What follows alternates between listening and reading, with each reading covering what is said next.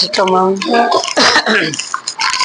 தைத்தல நீரை தனி அப்பம் மூடவள் ஓரி கப்பிய கரிமுகன் அடிபேணி கற்றிடும் அடியவர் புத்தியில் உரைபவர் கற்பகவன வினை கடிதேகும் தமுமதியம் வைத்திடும் மரன் மகன் மற்பொருதிகள் போய மதையானை மத்தள வைரனை உத்தமி புதல்வனை மட்டவில் மலர் கோடு பணிவேனே தமிழடைவிலே முற்படுகிறீர்கள் முற்பட எழுதிய முதல்வோனே முப்புறம் எரி செய்த ஆட்சிவனுரை ரதம் அச்சது பொடி செய்த அதிதீரா அத்துயரது கொடு சுப்பிரமணிபடும் அப்போ நமதன் இடைவமாகி அக்குற மகளுடன் அச்சிறு முருகனை அக்கணமணம் அருள் பெருமா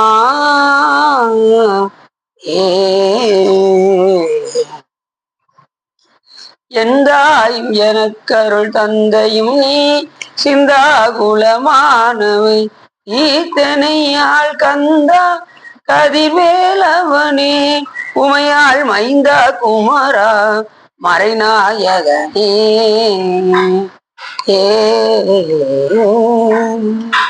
பொழியர்கோன் பொழித்த புகழியர்கோன் கடல் போற்றி ஆளிமிசை கல்மிதப்பில் அணிந்தவையான நடி போற்றி பாலி திருநாவலூர் வன்தொண்டர் பதம் போற்றி ஒளிமொழி திருவாதூர் திருப்பால் போற்றி எல்லாம் வல்ல சிவகாமிபாளுடன் ஆகிய வளர் வைத்தியநாத சுவாமியுடைய பெரும் கருணையினாலே நாம் இன்று சிவதர்மோதரத்தில் பாவவியல் பாகம் 3 பற்றி சிந்திப்பதற்கு திருவருளும் குருவர்களும் அடியார்களும் கூட்டியுள்ளோம். நாம் எப்போதுமே ஒரு பாடலை சிந்தித்து விட்டு செல்வோம். அதன் அடிப்படையில் என்று பற்றாய நற்குரு பூசைக்கும் பன்மலர் மற்றோர் அணுக்களை கொல்லாமை ஒன்மலர் நற்றார் நடுக்கற்ற தீபமும் சித்தமும் உற்றாரும் ஆவி அமர்ந்திடும் உச்சியே என்று மிக அற்புதமாக திருமண சொல்கின்றார். இது என்ன சொல்லுகின்றார் சொன்னால், நாம் சிவபெருமானுக்கு பூஜை செய்யும் போது அவருக்கு மலர்களை சாத்துவோம். அதுவும் பல மலர்களை சாத்துவோம், ஒரு மலர் சாத்த மாட்டோம், பல மலர்கள். அதுல முக்கியமாக அட்ட புஷ்பம் என்று நமது அருளாளர்கள் கூறியிருக்கின்றார்கள். அஷ்ட புஷ்பம்னா 8 வகையான புஷ்பங்களை இறைவனுக்கு சாத்துதல். அதுல அன்பு, தியானம், ஆச்சாரம், புலனடக்கம், அறிவு, கொல்லாமை, பொறுமை, வாய்மை என்கின்றத நாம இறைவனுக்கு மலர்களால அதை நம்ம கொடுப்போம். நல்லொழுக்க மலர்களாக இருக்கக்கூடிய இந்த புலனடக்கம், அறிவு, தியானம், அன்பு, ஆச்சாரம், வாய்மை, பொறுமை இதை நாம் சாமிக்கு மலர்களாக கொடுக்கணும். நம்ம மலரை சாத்தும் போது இப்படிதான் நினைச்சு கொடுக்கணும், என் வகை மலரை சாத்தணும். அதுமாதிரி நம்முடைய தீய குணங்களை எல்லாம் இறைவனிடம் கொண்டு போய் சேர்த்து, தீய குணங்கள்லாம் விட்டு நல்ல ஒழுக்க நெறிகள் எல்லாம் நமக்கு வர வேண்டும். இதெல்லாம் சாமிக்கு நம்ம என் மலர்களாக கொடுக்கணும். அப்படி முதல்ல சொல்லும்போது பற்றாய நற்குரு பூசைக்கும் பன்மலர். அப்படி அதுலேயும் சிவபெருமான சொல்லும் போது நற்குரு அப்படின்னாரு. மற்றவங்க எல்லாம் குருவாக இருந்தாலும் கூட நல்ல குரு யாருன்னா சிவபெருமான் தான். ஏன் அப்படின்னா சிவபெருமான் உபதேசம் பண்ணல. இன்னைக்கு யாருமே இன்னைக்கு நம்ம என்ன செஞ்சிருக்க முடியாது, குருவாக யாருமே ஆயிருக்க முடியாது, யாரும் உபதேசம் பண்ணியிருக்க முடியாது. முதல்ல எல்லா உயிர்களும் கடை தேர வேண்டும் என்பதற்காக சிவபெருமான் குருவாக இருந்து எல்லா உயிர்களுக்கும் உபதேசம் செய்தார். அதுதான் முதல்ல அந்த 4 முனிவருக்கு உபதேசம் செஞ்சார் சாமி. தட்சிணாமூர்த்தி கோலம் கொண்டு அந்த 4 முனிவருக்கு ஆரணம் ஆகமங்கள் அருளினால் உருவு கொண்டு காரணன் அருளானாகில் கதிப்பவர் இல்லையாகும் நாரணன் சுரர் நரர் நாகர்க்கெல்லாம் ஒரு குரு சந்தான செய்தியும் சென்றிடாவே என்று சிவஞான சித்தியார் என்கின்ற நூல் நமக்கு சொல்வதற்கு நாங்க சாமி அந்த ஆரணங்களையும் ஆகமங்களையும் அருளி செய்யாவிட்டால் இன்னைக்கு ஒரு உயிரும் இன்னைக்கு கிடைத்து. இன்னைக்கு நாமெல்லாம் எத்தனையோ ஆன்மாக்கள் முக்தி அடைஞ்சிருக்குன்னு நம்ம சொல்றோம். அப்படி அத்தனை ஆன்மாக்கள் முக்தி அடைந்ததன் காரணம் என்னன்னா குருவருள் இல்லாமல் திருவருளை அடைய முடியாது. அப்ப அந்த குருவாக இருந்து சிவபெருமான் உபதேசம் செய்யவில்லை என்றால் இன்னைக்கு ஒரு உயிரும் கடை தேறி இருக்கும். குரு ரொம்ப முக்கியம். குரு இல்லாம திருவருளை எப்பயுமே அடைய முடியாது. என்னதான் நீங்க நான் நல்லா தாங்க வழிபாடு செய்யறேன், நான் நல்லா தான் இருக்கேன், நான் தினசரி கோயிலுக்கு வரேன், அடியார்களோடு இணங்குறேன், எல்லாமே செய்யறேன், ஆனா தீட்சை மட்டும் எடுக்கல அப்படின்னா பயன் இல்லாம போயிடும். தீட்சை எடுக்காம எந்த உயிரும் என்ன செய்ய முடியாது, கிடைக்கிற முடியும். ஏன்னா இத சொன்னதே சுவாமி தான் சொல்றாரு. அந்த பெற்றான் சாம்பானி என்ற விறகு வெட்டியாருக்கு சாமி கடிதம் எழுதி கொடுக்குறார். அடியாருக்கு எளியன் சிற்றம்பளவன் குற்றம் கொடியாருக்கு எழுதிய கைச்சீட்டு வரும் பெற்றான் சாம்பானுக்கு படியின் மிசை வேதமர தீட்சை செய்து முக்தி கொடுக்க முறை அப்படின்னு சிவபெருமானே எழுதுறார். அப்ப தீட்சை எடுத்தா தான் முக்தி, தீட்சை எடுக்கலைன்னா தீட்சை செய்து முக்தி கொடுக்க முறை அப்படின்னு சாமி எழுதுறார். அப்ப எந்த அளவுக்கு தீட்சை முக்கியங்கிறத நம்ம பார்க்கணும். தீட்சை என்றால் என்ன அப்படின்னா, தீ என்றால் கெடுப்பது, சை என்றால் கொடுப்பது. எதை கெடுத்து எதை கொடுப்பது? தீ என்பது கெடுப்பது, சை என்பது கொடுப்பது. தீ என்பது எதை கெடுப்பது? நம்முடைய மலத்தை கெடுத்து ஞானத்தை கொடுப்பது. அதுதான் தீட்சை. இப்ப நீங்க தீட்சை ஆயிட்டீங்களா? எல்லாம் தீட்சை ஆயிட்டீங்க. அப்போ உங்களுக்கு ஞானம் வர ஆரம்பிச்சிருச்சு, ஞானம் உள்ள உங்களுக்கு தேங்க ஆரம்பிச்சிருச்சு. அப்ப நிறைய சிவபுண்ணியங்கள் நீங்க பண்ண பண்ண பண்ண பண்ண அது அறிவுல போய் விளங்கி தோன்றி உங்களுக்கு ஞானம் உண்டாக ஆரம்பிச்சு. நிறைய சிவபுண்ணியம் பண்ண பண்ண பண்ண நமக்கு என்ன உண்டாகும்? ஞானம் உண்டாகும். ஞானம் வந்து போறதெல்லாம் கிடையாது. இயல்பாகவே நீங்க சிவபுண்ணியம் செய்ய செய்ய ஞானம் விளங்கி தோன்றும். அந்த ஞானத்தினுடைய முடிவுதான் என்ன அப்படின்னு பார்த்தா, எல்லா உயிர்களிடத்தும் ஈசனை பார்ப்பது. மரத்தை பார்த்தா சிவன் தெரியணும், செவத்தை பார்த்தா சிவன் தெரியணும், மனிதர்களை பார்த்தா சிவன் தெரியணும். அப்படிதான் ஞானிகள்லாம் இருப்பாங்க. எல்லாரையும் பார்க்கும்போது அவங்களுக்கு சாமியா தெரியும். அதனால யார்ட்டையும் அவங்க பகைமை வைத்துக் கொள்ள மாட்டாரு. யாரை பார்த்தாலும் அவங்க சிவமா தெரியும் போது அவங்களுக்கு எப்படி பகைமை வரும்? அவங்களாம் பகைமை பாராத நட்பு கொள்கின்றவர்கள் அருளாளர்கள். அதனாலதான் அவங்க எளிமையா ஈசனை அடைந்து விடுகின்றார்கள். நம்ம யாரை பார்த்தாலும் பகைமையோட இருக்கோம். பக்கத்து வீட்டுக்காரங்களை பார்த்தா பகைமையா இருக்கு.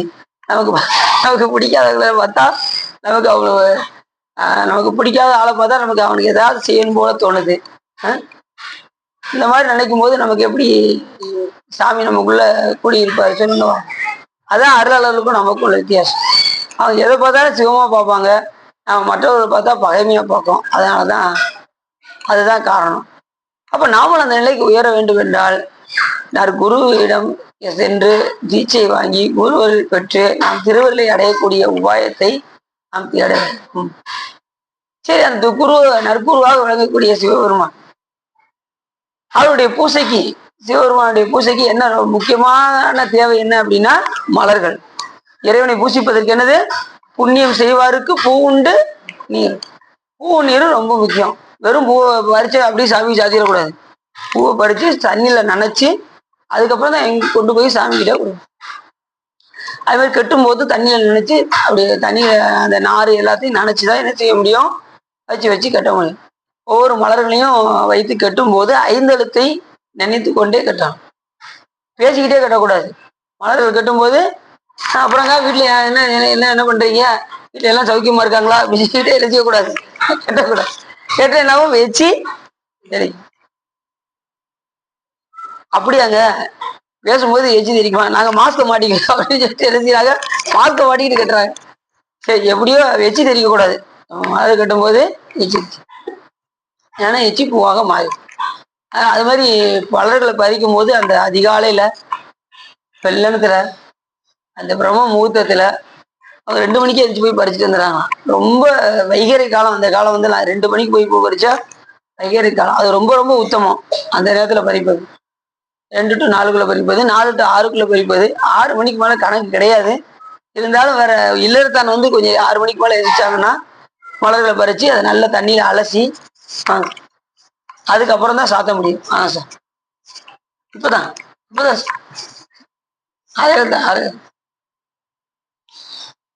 அப்படி மலர்களை நாம சாத்தும் போது அந்த 5 எழுத்தை நினைந்து கொண்டுதான் நாம மலர்களை பறிப்பதும் அதை கட்டுவதும் இருக்கும். இல்லைன்னா இறைவன் புகழ் பாடிக்கொண்டு இணையார் திருவடி என் தலைமையில் வைத்தாலுமே துணையான சுற்றங்கள் அத்தனையும் துறந்து ஒளிந்தேன் அணையார் புனல் தில்லை அம்பலத்தை ஆடுகின்ற புனையாளன் சீர்பாடி பூவள்ளி சிவனுடைய புகழ் பாடிக்கொண்டே நாம் மலர்களை பறிப்பதும் அதை கட்டுவதுமாக இருக்க வேண்டும். 5 எழுத்தை நெஞ்சில் எழுத்தி நாம மலர் தொடுக்க வேண்டும் என்று நமது அருளாளர் எல்லாம் கூறியிருக்கின்றார். நம்ம அம்மையார் சங்கிலி நாச்சியார் பூ கட்டும் போது அஞ்செழுத்தை நினைச்சுக்கிட்டே நெஞ்சில் அழுத்தியே கட்டுவாங்க. அது சேக்கிழா சாமி சொல்லும்போது அப்படி சொல்லுவாங்க. அம்மையார் அருமையாக சொல்லுவாங்க. அதே மாதிரி அம்மையார் காமாட்சி அம்மையார் உலகத்துக்கு வரும்போது 5 எழுத்தை நினைச்சதுதான் அவங்களுக்கு சிவலிங்கமே தென்பட்டது. அது வரைக்கும் தென்படாது. அப்ப 5 எழுத்து வந்து ரொம்ப முக்கியம். நமசிவாய மந்திரம் ரொம்ப ரொம்ப முக்கியம். அதை மனதில் நினைத்து கொண்டு நாம மலர்களை பறிப்பதும் கட்டுவதுமாக. அவர் சொல்ற பற்றாய நற்குரு பூசைக்கு பன்மலரை நம்ம என்ன செய்வோம்? ஒரு மலர் கிடையாது, பல மலர்களை கொண்டு இறைவனை பூசிக்க வேண்டும். அதுல அது சாமிக்கு சேராத மலர்களை வந்து நம்ம தவிர்க்க வேண்டும். இந்த விஷச்செடியாக இருக்கக்கூடிய அந்த விஷப்பூ இருக்கு பாருங்க, என்ன பூ? நம்ம நித்திய கல்யாணி, அதை சாத்தக்கூடாது. அது மாதிரி பூஜைக்கு ஆகாத தாளம்பூவை சேர்க்கக்கூடாது. அது மாதிரி இந்த கேந்தி பூவை சேர்க்கக்கூடாது. மற்ற மலர்கள் எல்லாத்தையுமே சாமிக்கு சாத்திக்கலாம். கூடும் அளவுக்கு இந்த 3 மலரை மட்டும் நம்ம தவிர மற்ற எல்லா மலர்களையும் பறிச்சு நாம இறைவனுக்கு அப்படியே இப்படி போறீங்க, செண்பத்தை போலி அப்படி போறீங்கன்னு வச்சுக்கோங்களேன். அங்கே என்னென்ன மலர்கள் உங்களுக்கு தென்படுதோ அத்தனையும் பறிச்சு கொண்டு வந்து சாமிக்கு கட்டி சாமிக்கு கொடுக்கலாம். அதை குறவுவார் குழலார் திறத்தேன் நின்று பரவுவார் அவர் பாடு சென்று அணைகிலேன் பல் மலர் பறித்து ஏத்தேன். மாணிக்கவாசகர் சொல்ற, சாமி உன்னை பல மலர்களால உன்னை பறிச்சு ஏத்தாம விட்டுட்டேனே அப்படின்னாரு. பல மலர் கொடு உனது அடியினை பணிந்திலன் அப்படின்னு கூட அருணைநாத பெருமான்னு சொல்றாரு. பரவுவார் அவர் பாடு சென்று அணைகிலேன்.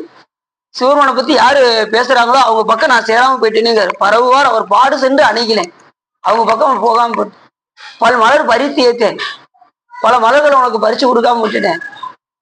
புறவுவார் குழலால் திறத்தேன், நான் பெண்கள் பாலே மயங்கி திரிகின்றேன். புறவுவார் குழலால் திறத்தேன் என்று குடி கெடுகின்றேனே. பெண்கள் பின்னாடி போனா குடி கெடத்தான் செய்யும். எப்படி நல்லதா இருக்கும்? குடி கெடுகின்றேனை இரவு நின்று எரியாடிய எம் இறை எலிசடை விழுகின்ற அரவன் ஆண்டுதன் அடியரில் குட்டிய அதிசயம் கண்டாமே அப்படிங்கிறாரு மாணிக்கவாசகர். அதனால பல மலர்களை கொண்டு இறைவனை நாம் அர்ச்சிக்க வேண்டும். அதை சொல்ல பல்மலர் மற்றொரு அணுக்களுக்கு பல மலர்களை நற்குருவாக வழங்கக்கூடிய சிவபெருமானுக்கு நாம் சாத்துவோம். அதில் நல்ல மலர் எது அப்படின்னா கொல்லாமை என்கின்ற மலர் தான் இறைவனுக்கு நாம சாத்துவோம். இப்ப சொன்னேன்ல, அன்பு, அறிவு, ஆச்சாரம், தியானம், புலநடக்கம், இதெல்லாம் நம்ம மலர்களாக இறைவனுக்கு கொடுக்கும் போது அதுல முக்கியமான மலர் எதுன்னா கொல்லாமை, பிற உயிர்களை கொல்லாதிருத்தல். அப்படி கொன்னா என்ன ஆகும்? கடு நரகிடையிட்டு மல்லாக்க தள்ளி மறித்து வைப்பரே அப்படின்னு திருமணம் சொல்றாரு. பிற உயிர்களை விதைச்சா என்ன உண்டாகும்னு இதே சொல்றாரு. அது அந்த தீயில போய் அந்த இதுல கொண்டு போய் என்ன செய்வாராம்? வெப்பம் வெந்துகிட்டே இருக்குமா, இந்த நேரம் தீ எரிஞ்சுக்கிட்டே இருக்குமா. தீ பக்கத்துல கொண்டு போய் நிப்பாட்டிடுவாராம். இங்க விதைச்சவங்களை அங்க போய் கொஞ்சம் கொஞ்சமா உயிரானது என்ன ஆகுமா? அந்த உடம்பானது உருகிக்கிட்டே இருக்குமா, வெப்பத்து பக்கத்துல போய் நிப்பாட்டி. ஆனா உயிர் போகுமானா உயிர் போகாது. இங்க உயிர் போயிடும் வெப்பத்துல பக்கத்துல என்ன, ஆனா அங்க உயிர் போகாது. அந்த மாதிரி கடு நரகிடையிட்டு தீயில போய் வாட்டு வரான் அப்படின்னு இன்னொரு பாட்டுல சொல்றாரு கொல்லாமையில. யாரு? திருமூலர். இந்த பாட்டுல என்ன சொல்றாரு அப்படின்னா அணுக்களை கொல்லாமை ஒன்மலர். அதில் சிறந்த மலர் என்னவென்று கேட்டால் பொன்மலராக விளங்கக்கூடிய கொல்லாமை என்கின்ற மலரை இறைவனுக்கு நாம் சாத்த வேண்டும். அதுதான் ரொம்ப முக்கியம். பிற உயிரில கொண்டுகிட்டு நான் கோயில போய் கும்பிடுறேன் அப்படின்னா சிவபெருமான் ஏத்துக்கிடுவாரா? எத்தனை பேர் என்னென்னலாம் செய்யறாங்க. பிற உயிர்களை வதைத்து எந்த இதையும் விடல, எந்த விலங்கையும் இப்ப விடாத அளவுக்கு வந்துட்டாங்க. ஒரு காலத்துல ஆடு கோழின்னு இருந்து இப்ப என்னென்ன மிருகத்தையும் அடிச்சு சாப்பிட்ற நிலைக்கு வந்துட்டாங்க. அதான் எவ்வளவு பெரிய கொடூரங்கிறது தெரியாம எந்த உயிரையாவது கொல்லும்படி எந்த தெய்வமாவது முதல்ல சொல்லுமா? சொல்லுங்கப்பா. முதல்ல கடவுள் சொல்லுவாரா? கடவுளுக்கு எல்லா உயிருமே குழந்தை. எந்த குழந்தையாவது எனக்கு வெட்டி பழி கொடுன்னு எந்த தெய்வம் அது கேட்குமா? இல்ல சிவபெருமான் தான் கேட்பாரா? நமக்கு முக்கியமாக சொல்லக்கூடியது என்னன்னா கொல்லாமை கொல்லாமை கொல்லாம், எந்த உயிரையும் கொல்லும். அதனாலதான் அப்பர் சாமிகள் இது கொல்லாமை நிறைய சொல்றாங்க அப்படின்னு சொல்லி அந்த மதத்துல போய் சேர்ந்த சமண மதத்துல கொல்லாமையை வலியுறுத்தினாங்க. அப்ப இது ஒரு நல்ல மதமா இருக்குன்னு போய் சேர்ந்தாரு. ஆனா அங்க போனதுக்கு அப்புறம் தான் தெரிஞ்சது அவங்க கடவுளை வழிபாடாத ஒரு நிலை அப்படின்னு, கடவுள் உண்டு என்றும் இல்லென்றும் என்கின்ற நிலை. அதுக்கப்புறம் தான் அவருக்கு தெரிஞ்சு சூளை நோய் வந்து அதுக்கப்புறம் தான் நம்ம சமயத்துக்கு வந்தார். ஆனா கொல்லாமை நெறி கடைபிடித்து அவங்களே என்ன செஞ்சாங்க? அப்பர் சாமியில ஒவ்வொரு நிலையிலையும் கொல்ல பார்த்தாங்க. ஆனா அத்தனையிலையும் தப்பிச்சு வந்தாரு நமது திருநாவுக்கரசர். அப்படி மற்றோர் அணுக்களை கொல்லாமை ஒன் மலர் நற்றார் நடுக்கற்ற தீபமும் சித்தமும். அதாவது இந்த சாமிக்கு இருக்கக்கூடிய தீபம் என்னவென்று கேட்டால் இந்த உயிரே தீபமாக இருக்கும், அதில் கொல்லாமையே மலராக இருக்கும். பூசைக்கு ரெண்டு ரொம்ப முக்கியமானது. ஏன் அப்படின்னா எதனால உயிரை தீபமாக சொல்றாங்க அப்படின்னா இறைவனுடைய சிந்தையிலேயே இந்த உயிர் இருக்கின்ற நிலையை வைத்து உயிருக்கு என்ன சொன்னாங்க, தீபம் போன்று அப்படின்னு சொன்னாங்க. தீபம் எப்படி அணையாம நிலையா அப்படியே நின்று எரியுதோ அதே போல நாம் இறைவனை நிலையாக நம் சித்தத்தில் இருத்தி, அதாவது சித்தம் சொன்னாரு, நடுக்கற்ற தீபமும் சித்தமும் அப்படின்னாரு. நடுக்கற்ற எந்த ஒரு நிலையிலையும் நிலை கலங்காம சிவத்தை தவிர வேற எதையும் சிந்திக்காத ஒரு நிலையில் இந்த உயிரானது எண்ணுகின்ற அந்த நிலைக்கு தீபமும் சித்தமும் அப்படின்னு. அப்ப அப்படி நாம இறைவனை ஒன்று இருந்து வழிபாடு செய்ய. நேற்று சித்தாந்த ஆசிரியர் ஒண்ணு சொன்னாங்க, நீங்க கவனிச்சீங்களான்னு தெரியல. அது என்ன சொன்னாருன்னா வெண்ணிய அம்மா கடைக்கு போனா சரி சரி ஓகே.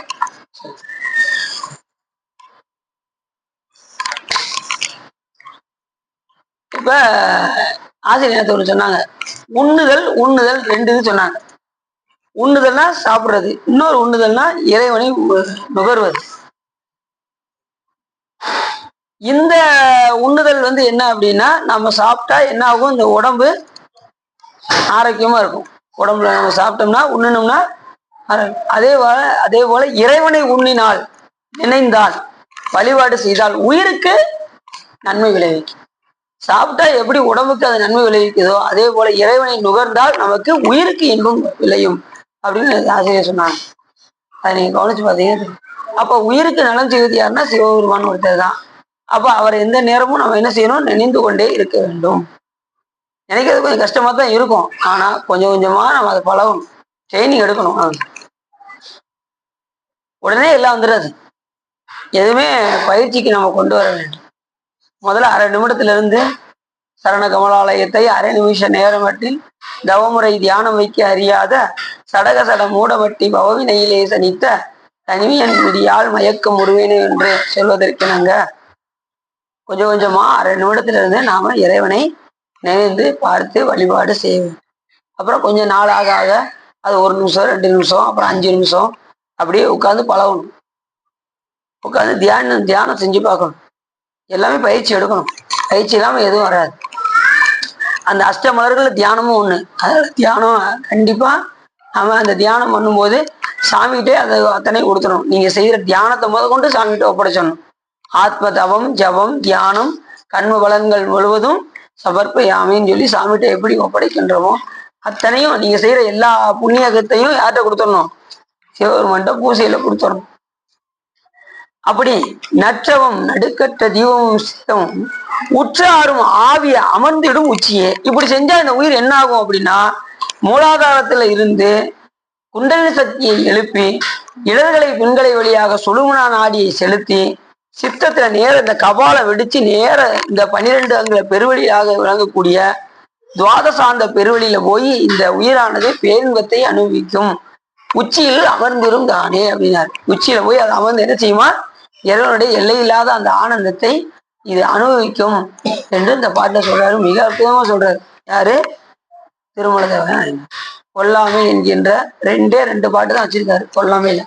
அதுல இந்த பாட்டு முதல் பாட்டு ரொம்ப முக்கியமான பாட்டு. பூசையில என்னதையோ மலரா கொடுக்கும், அதுல முக்கியமான மலர் கொல்லாமை.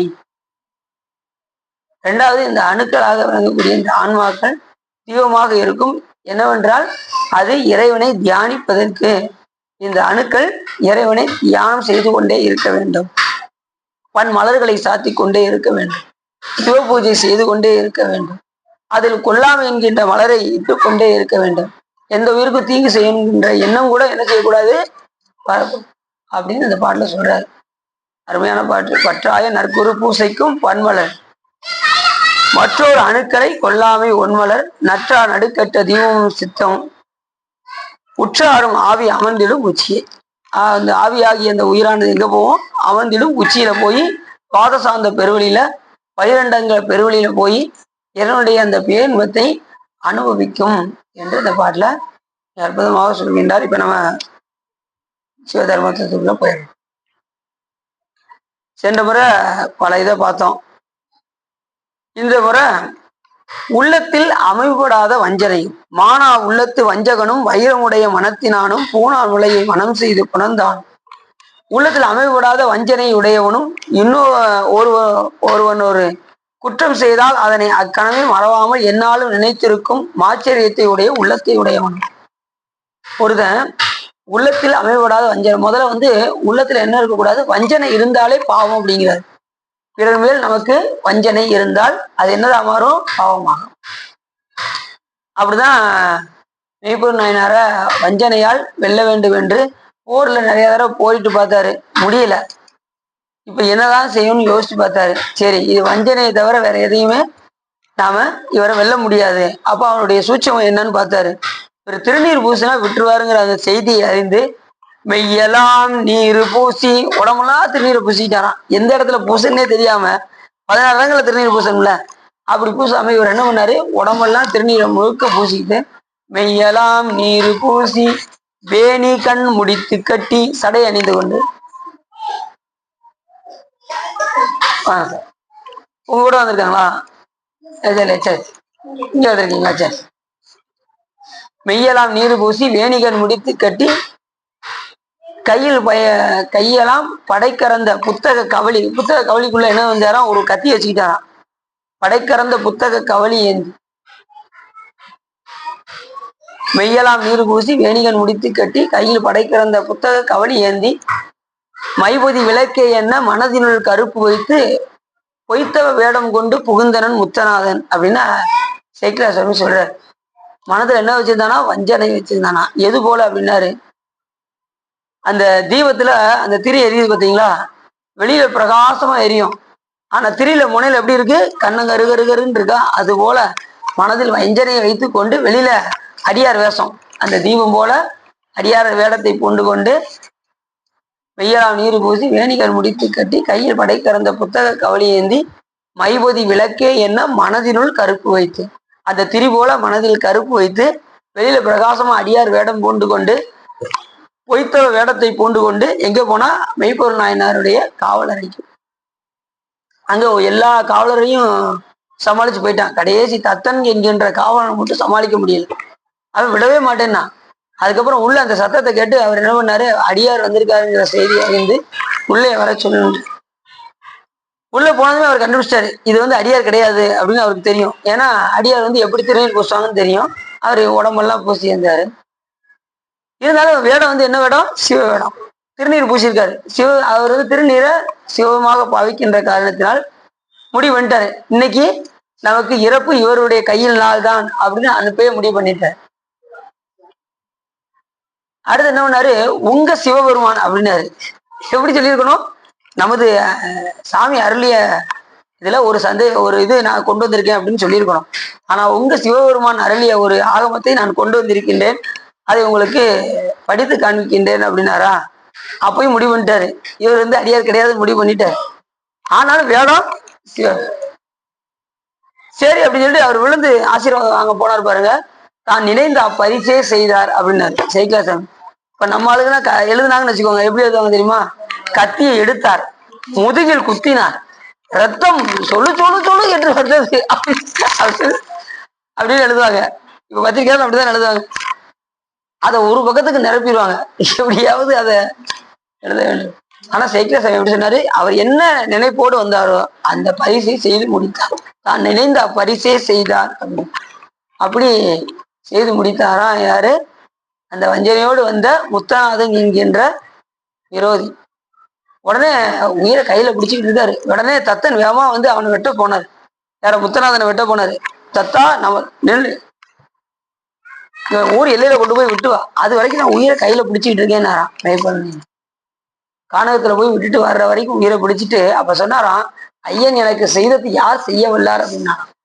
ஐயன் அப்புறம் யாரா, அந்த தத்தன் என்கின்ற காவலரை ஐயா, எப்படி சிவபெருமான் ஐயான்னு சொல்றோமோ அதே போல ஐயன் எனக்கு செய்தது யார் செய்ய வல்லார் அப்படின்னா.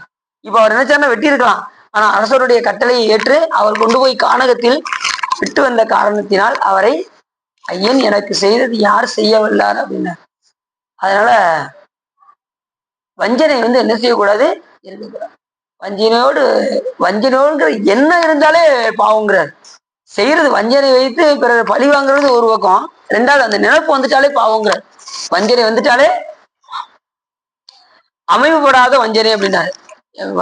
அது அமைவோட இருக்காது. வஞ்சனை வந்துருச்சுன்னு வச்சுக்கோங்களேன், எப்படா இவனை ஒரு வழி பண்ணுவோம் அப்படிங்கிற எண்ணம் அவனை காலி பண்ற வரைக்கும் அவனுக்கு மனசுல வஞ்சனை இருந்துகிட்டே தான் இருக்கும்.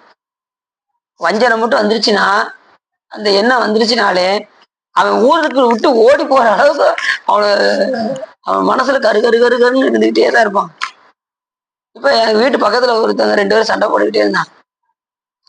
இவருக்கு ஏதாவது செய்யணும்னு சொல்லி அவர் என்ன பண்ணாரு, ஒரே வஞ்சனை பண்ணிக்கிட்டே இருந்தாரு. நினைச்சுக்கிட்டே இருந்த பக்கத்து வீடெல்லாம் போய் அவங்களுடைய இதை பூரா சொல்ல, இவ இப்படி பண்ணிட்டா அப்படி பண்ணிட்டா அப்படின்னு ஒவ்வொரு வீட்லயா வீடு வீடா போய் மனசுல வஞ்சனையை வைத்து கொண்டு அவங்கள பத்தி இல்லாத பொல்லாததா சொல்லி கடைசி அவங்க இந்த ஊரை விட்டே ஓடி போற நிலைமை ஆகி போச்சு.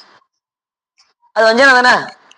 அப்படி இருக்கக்கூடாது. வஞ்சனை இன்னும் துளி அளவும் நமக்கு நினைப்பு வந்துட்டாலே பாவம். அப்படி வஞ்சனை நினைத்தாலே பாவம்.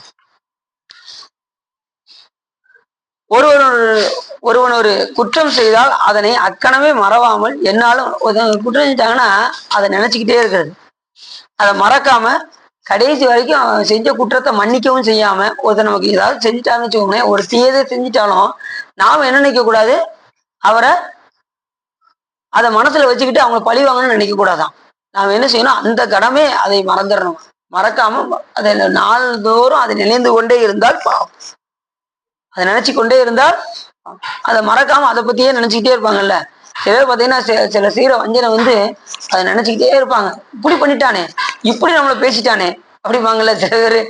அந்த சில பேர் அடிச்சுட்டா கூட மறந்துடுவாங்க. சில பேர் பேசிட்டாங்கன்னு வச்சுக்கோங்களேன், மறக்கவே மாட்டாங்க. அது நாள்தோறும் அது மனதை கொஞ்சம் கொஞ்சமா இருக்கும். அடிச்சா கூட அந்த நேரத்துல போட அப்படின்ட்டு போயிடுவாங்க. ஆனா வார்த்தையால திட்டுறது, அதனாலதான் தீயினால் சுட்ட புண் உள்ளாரும் மாறாதே நாவினால் சுட்ட வடு. தீயினால் சுட்ட புண்ணு அறியணும், மருந்து போட்டு அறியணும். நாவினால் சுட்ட வடு அறவே அறாது. இப்படி பேசிட்டானே இப்படி பேசிட்டானே. சில பேர் பார்த்தீங்கன்னா ஜென்மத்துக்கு உன்கிட்ட பேச்சே வச்சுக்கிட மாட்டேன், இங்க பாரு அப்படிவாங்க. பார்த்துக்கீங்களா, ஜென்மத்துக்கு என்கிட்ட பேசிடாதான் அப்படிவாங்க. இந்த மாதிரி என்ன இருந்தாலே விரோதம் பாவம் அப்படிங்கிறாங்க. நம்ம நூல் என்ன சொல்லுதுன்னா, யாரையும் வஞ்சனையோடு பார்க்காதீங்க. உங்களுக்கு பிடிக்கலையா ஒதுங்கி, அவங்கள பத்தி 4 பேர்ட்ட எடுத்து சொல்லாதீங்க. அவங்க இப்படிப்பட்டவங்க அப்படிப்பட்டவங்க என்ன செய்யக்கூடாது. பிடிக்காத ஒரு ஆளை போய் நம்ம இல்லாத பொல்லாத அவங்கள போய் நாம என்ன செய்யக்கூடாது, சொல்ல புரணி பேசக்கூடாது. அதான் வஞ்சனை. அதான் சொல்றாரு. அப்படி நினைத்திருக்கும் ஆச்சரியத்தையுடைய உள்ளத்தையுடைய அப்படி உள்ளத்தை இருப்பவனும் பாவம் செய்ததற்கு சமமா அப்படி சொல்லிட்டு அடுத்து சொல்றாரு,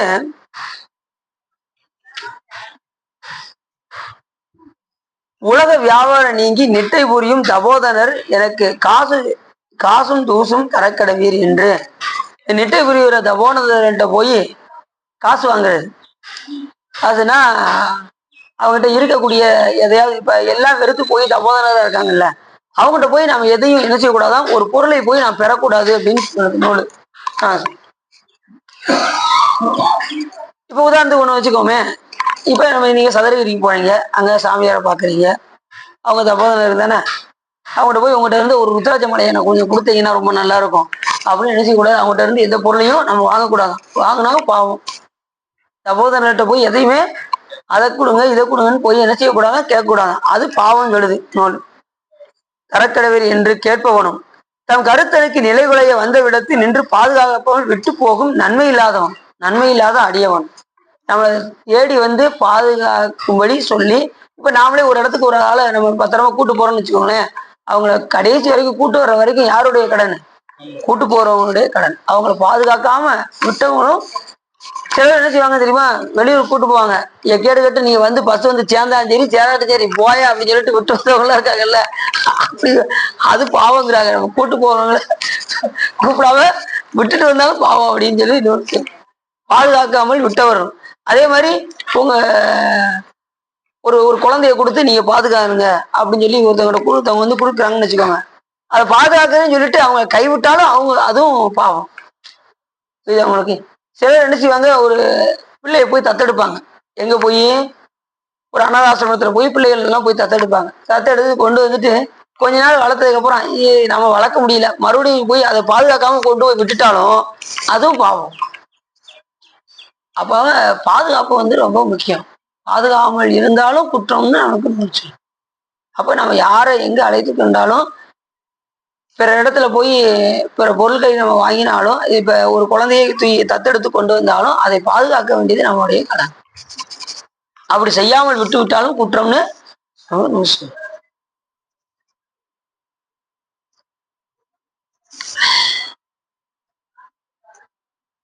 நிலைமை பிழைபட வந்த விடத்து வன்மமில்லாத தோழனை நீக்கி விடுகின்றவனும். அதாவது நல்ல நண்பரை இழந்தவனும், நல்ல நண்பரோடு சேராம அந்த நல்ல நண்பர் கிடைச்சும் அவனை கைவிட்டவனும் பாவம் அப்படிங்கிற. அந்த நல்ல நண்பரை அவன் கை விட்டுட்டானா அவனோட ஒரு பாவி வேற உலகத்துல யாருமே கிடையாது. ஏன்னா நல்ல நண்பர் விட்டாச்சுன்னா அவன் யார்கிட்ட போய் சேருவான்? கெட்டவன்கிட்ட தான் போய் சேருவான். ஆனா அப்படி கெட்டவங்க போய் சேர்ந்தாலும் பாவம்னு சொல்லுவான். அப்படி கெட்டவன்கிட்ட போய் சேரலாமா? அதான் சொன்னாரு, அடியவரோடு குட்டி அதிசயம் கண்டாமேன்னு மாணிக்கவாசகர் சொன்னார். நம்ம சேர்ந்தா யாரு கூட சேரணும்? அடியவரோடு சேரணும். மற்ற யாரு கூட போய் சேர்ந்தாலும் நமக்கு வினை வருவதற்கு தயாராக இருக்கும். இதுலயே பாத்தீங்கன்னா நல்லவர் தீயவர் கூட இருக்கு. அடியவரை தவிர நீ மற்ற நல்லவர் நல்ல தீயவர் இருக்காங்கல்ல, அவங்க கூட போய் சேர்ந்தாலும் கூட நமக்கு நல்வினைக்கு தகுந்த பயனாகிய பிறப்பும் தீவினைக்கு தகுந்த இறப்பும், அதாவது நரகமும் கண்டிப்பாக விளையும். அதனாலதான் நம்ம மாணிக்கவாச பெருமான் அடியவரோடு கூட்டி அதிசயம் கண்டாமே. மற்ற யாரோட போய் பழகினாலும் சேர்ந்தாலும் கண்டிப்பா பிறவிக்கு கண்டிப்பாக உயிர் வரும். அப்ப பிறவி இல்லாத நிலை வரணும்னா நம்ம யாரோட சேரணும்? அடியவரோடு தான்.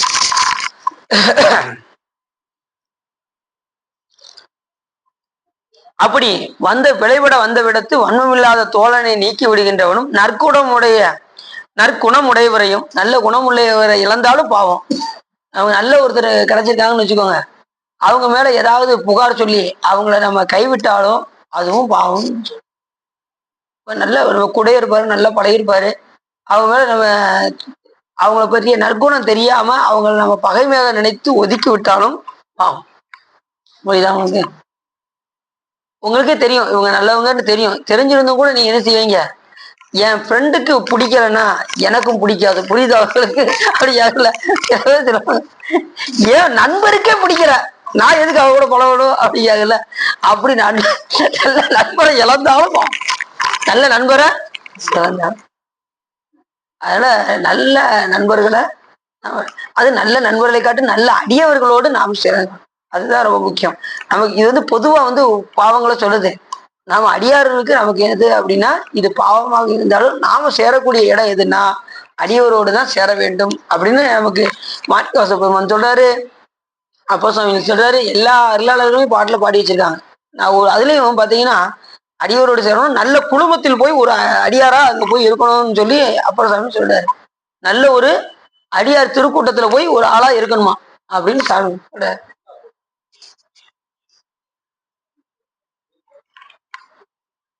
கோபத்தினால் குற்றம் சொல்லி வன்ம வீரத்து கொலை தொழிலை செய்த தீயவனும். கோபம் ரொம்ப கேடு. கோபப்பட்டாலே பாவம் தான், கோபம் வந்துட்டாலே பாவம் தான். சில பேர் சொல்றாங்கல்ல, இங்க ஒரு என்ன மனுஷனா இருக்க விடு அப்படியாகல, என்ன மிருகமா மாத்திராத அப்படியாகல. அப்படி சொல்றவங்க பாவத்தை உடையவர்கள்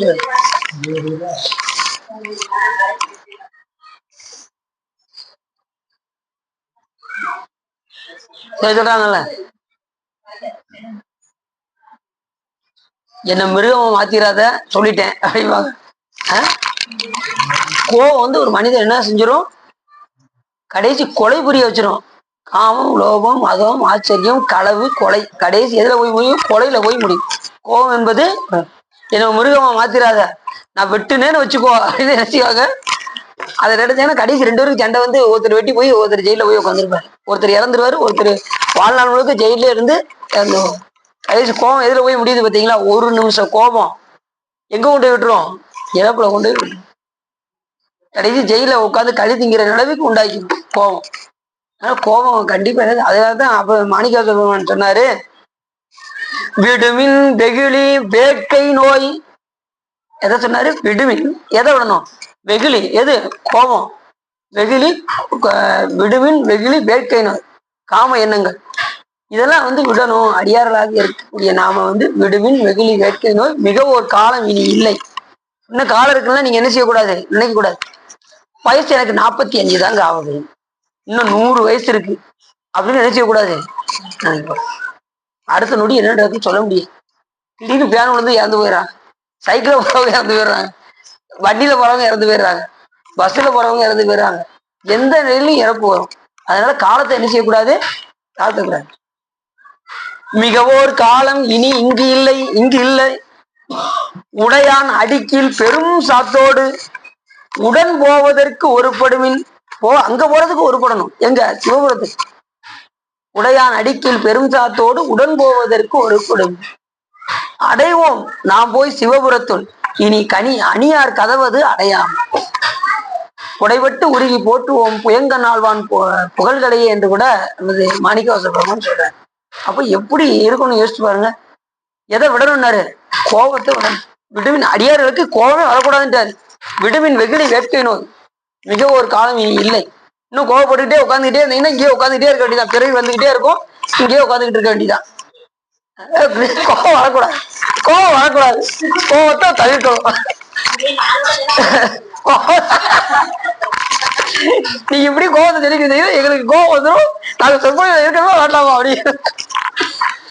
அது 2 தடவை சொல்ல சொல்லாது, அதோட 3 தடவை சொல்லிட்டேன். அது கோபம் வந்துடும். அதாவது விடுவின் வெகிலி வேட்கை மிக ஒரு காலம் இனி இல்லை. உடையான் அடிக்கையில் பெரும் சாத்தோடு உடன் போவதற்கு நம்ம ஒருபடணும். அங்க போறதுக்கு ஒருபடணும், இங்கே இருக்கிறதுக்கு ஒருபடக்கூடாது. இங்கேயே இருக்கணும்னா கோவப்பட்டுக்கிட்டே இருந்தா இங்கேயே இருக்க வேண்டியதான். நம்ம கடை தேறி போகவே முடியாது.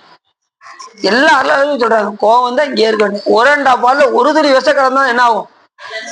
அம்புட்டும் பாலாயிரும். நீ எவ்வளவுதான் நற்குணமுடைய உள்ளவர்களாக இருந்தாலும் 1 நிமிஷம் கோவப்பட்டீங்கன்னா, சார் இவன் போய் இப்படி நினைச்சேன் நானு அப்படின்றாங்க. நான் நல்ல குணமுடையவுள்ள நினைச்சேன், இப்படி கோவப்படுறாரு மனுஷன் அப்படின்னு அடுத்த நிமிஷமே நம்மளோட பேரெல்லாம் என்ன ஆயிரும்? ரிப்பேர் ஆயிரும். நல்ல வழிபாடு செஞ்சுக்கிட்டு இருக்கவங்களே எனக்கு கோயில்ல நல்லா ஒருத்தர் இருந்தார். திடீர்னு என்ன பண்ணிட்டாரு? கோவப்பட்டு ஐயருக்கு அவருக்கு சண்டை வர ஆரம்பிச்சிச்சு. 2 பேருக்கும் சண்டை வந்து அவருடைய அத்தனை நற்குணமும் அந்த சண்டையில அப்படியே போயிடுச்சு. அவரால் அவர் சேர்த்து வைத்த நல்ல குணமுடைய அந்த அவரு நற்குணங்கள் எல்லாம் என்ன ஆயிடுச்சு? பாலா போய் 1 நிமிஷத்துல கோபத்துல சண்டை போட்டு, ஐயரோட சண்டை போட்டு இருக்கிற நற்குணம் எல்லாம் போய் போலீஸ் ஸ்டேஷன் வரைக்கும் போயிட்டாங்க. அந்த அளவுக்கு நிலைமை. அதனால கோபம் வந்துச்சுன்னா அடுத்த நிமிஷமே என்ன நடக்கும்னு சொல்ல முடியாது. அதனால கோபத்தை என்ன செஞ்சிடணும்? தவிர்த்து. கோபம் இறைவன் நினைக்கணும். கோபம் வராம இருக்கணும்னா இறைவனை அடிக்கடி நினைச்சுக்கிட்டே இருக்கணும். கோபம் போது மனசை நம்ம தாழ்த்தி கொண்டு இறைவனை நாம நினைந்து கொண்டே இருக்கோம். நினைஞ்சா நம்ம எல்லா கோபத்துல இருந்து தப்பிச்சிடலாம். கோபம் வரத்தான் செய்யும், நம்ம மனிதராக தானே இருக்கோம், கோபம் வரத்தான் செய்யும். அப்ப நம்ம அந்த நேரத்துல கோபம் வரும்போது நாம இறைவனை நினைந்து கொண்டு அந்த கோபத்திலிருந்து நாம தவிர்க்க வேண்டும். ஏன்னா அந்த நேரத்துல திருமுறை எடுத்து பாருங்க, அடியார்களோடு சேர்ந்து சிவபெருமானுடைய புகழை கேளுங்க. கோவப்படுவது ஆட்டோமேட்டிக்கா அது தவிர்ந்து விடும். நிச்சயம். கோபத்தினால் குற்றம் சொல்லி வன்வித்து கொலை தொழிலை செய்த தீயவனும். கோபத்தோட என்ன செய்வாங்க? கொலை தொழிலே பிரிவாங்க. கோபம் கடைசியில் எதில் போய் முடியும்? கொலையில தான் போய் முடியும். அப்படிப்பட்ட தீயவரும் உறவின் முறையாரையும் புண்ணியவான்களையும் பசுக்களையும் நரகெல்லாம் இறைவனாகிய அரசனையும் அவருக்கு அடுத்த செட்டிகளையும் வேளாளர்களையும் மடவாரையும் மதத்து கோவித்து வதை போகணும். யார் யாரெல்லாம் சொல்ல இருப்பாங்க? இவங்கெல்லாம் புண்ணியவான்கள். யாரு? இதுல முக்கியமா ஒரு 2-3 ஜாதியை சொல்லியிருக்காரு இந்த இடத்துல. அவங்கெல்லாம் ரொம்ப உயர்ந்த ஜாதி. அப்ப மற்ற ஜாதியெல்லாம் உயர்ந்த ஜாதியாலாம் கிடையாது, எல்லாமே உயர்ந்த ஜாதி தான். இல்ல அதுல குறிப்பிட்டு சொல்றாரு, முதல்ல நம்மளுடைய உறவினர் சுற்றத்தவரை துடைப்பானும் சுகிதவரை துணிப்பானும் பற்றி பசுவை படுப்பானும் பதியை கொலை செய் பழியினும் மற்ற வசியர்னா செட்டியார்னு அர்த்தம். வசியர் வடிவினையும் மாயோடனையும் வதைப்பானும் செற்ற துளவர்களையும் செருக்கி சிறத்து செருப்பானும். இதுல என்ன சொல்ல வர்றாருன்னா, முதல்ல உறவின் முறையார்களையும் உறவினர்களும் நம்ம என்ன செய்யக்கூடாது? கோபிக்க கூடாது. நீங்க உறவினர்கள் நீங்க கோவிச்சீங்கன்னா நாளைக்கு இறக்கும் போது ஒருத்தர் வரமாட்டாங்க. புரியுதா உங்களுக்கு? வரமாட்டாங்கல்ல. நீங்க எல்லாத்தையும் கோவிச்சு ஒதுக்குனீங்கன்னா அதனாலதான் என்ன சொன்னாரு, உலகத்தோடு ஒட்ட ஒழுகல்னு சிவபெருமான் 18 அறங்கள்ல முதல்ல சொன்ன அறம் எதுன்னா, நீங்க உலகத்தோடு ஒட்ட ஒழுகல். உலகத்தோடு இருந்துகிட்டு தான் நம்ம சிவபெருமான் வழிபாடு பண்ணணும். நாங்க தனி நிலையை வந்துட்டோம், நாங்க அடியார வந்துட்டோம், இனிமே அந்த பக்கமே போக மாட்டோம், சேர மாட்டோம் அப்படின்னு இருக்கக்கூடாதான். அடியாரா இருந்தாலும் கூட உலகத்தோடு இருக்கணும், நம்ம குழந்தை குட்டியோட தான் இருக்கணும், இது சுற்றத்தாரோட தான் இருக்கணும். அவர்களுக்கு செய்ய வேண்டிய கடமைகள் நம்ம செஞ்சுக்கிட்டே நம்ம என்ன செய்யணும், இறைவனை நம்ம அவங்களை என்ன செய்யக்கூடாது, ஒதுக்கக்கூடாது. உலகத்தோடு ஒட்ட ஒழுகு சிவபெருமான் சொன்ன முதல் அறமே அதுதான். அப்புறம் மூத்தோரை மதித்தல் அப்படின்னு 16 இது நெறிகள் சிவபெருமான் சொல்லியிருக்காரு. அதாவது உலகத்தோடு ஒட்ட ஒழுகி கொண்டு நாம ஈசனை, அதான் எந்நிலை நின்றாலும் எக்கோலம் கொண்டாலும் மன்னிய சீர் சங்கரந்தால் மறவாமை பொருள் என்றே துண்ணிய வேடம் தன்னை துறவாத தூய சிவம் தன்னை மிகவும் அன்பினால் மறவாமை தலை நிற்பார் என்று சைக்கிளாஸ் அப்படின்னு சொல்றாரு.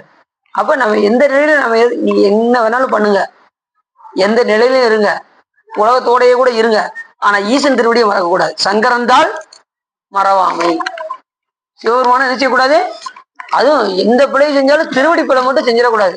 சாமி திருவடி எப்பயுமே என்ன செய்யக்கூடாது, மறக்கவே கூடாது. தினசரி அன்றாடம் பூஜை செய்யும் போது சாமியுடைய திருவடியை நினைந்து கொண்டே இருக்க வேண்டும், மறந்துடக்கூடாது. அந்த பிழை மட்டும் செஞ்சிடவே கூடாது.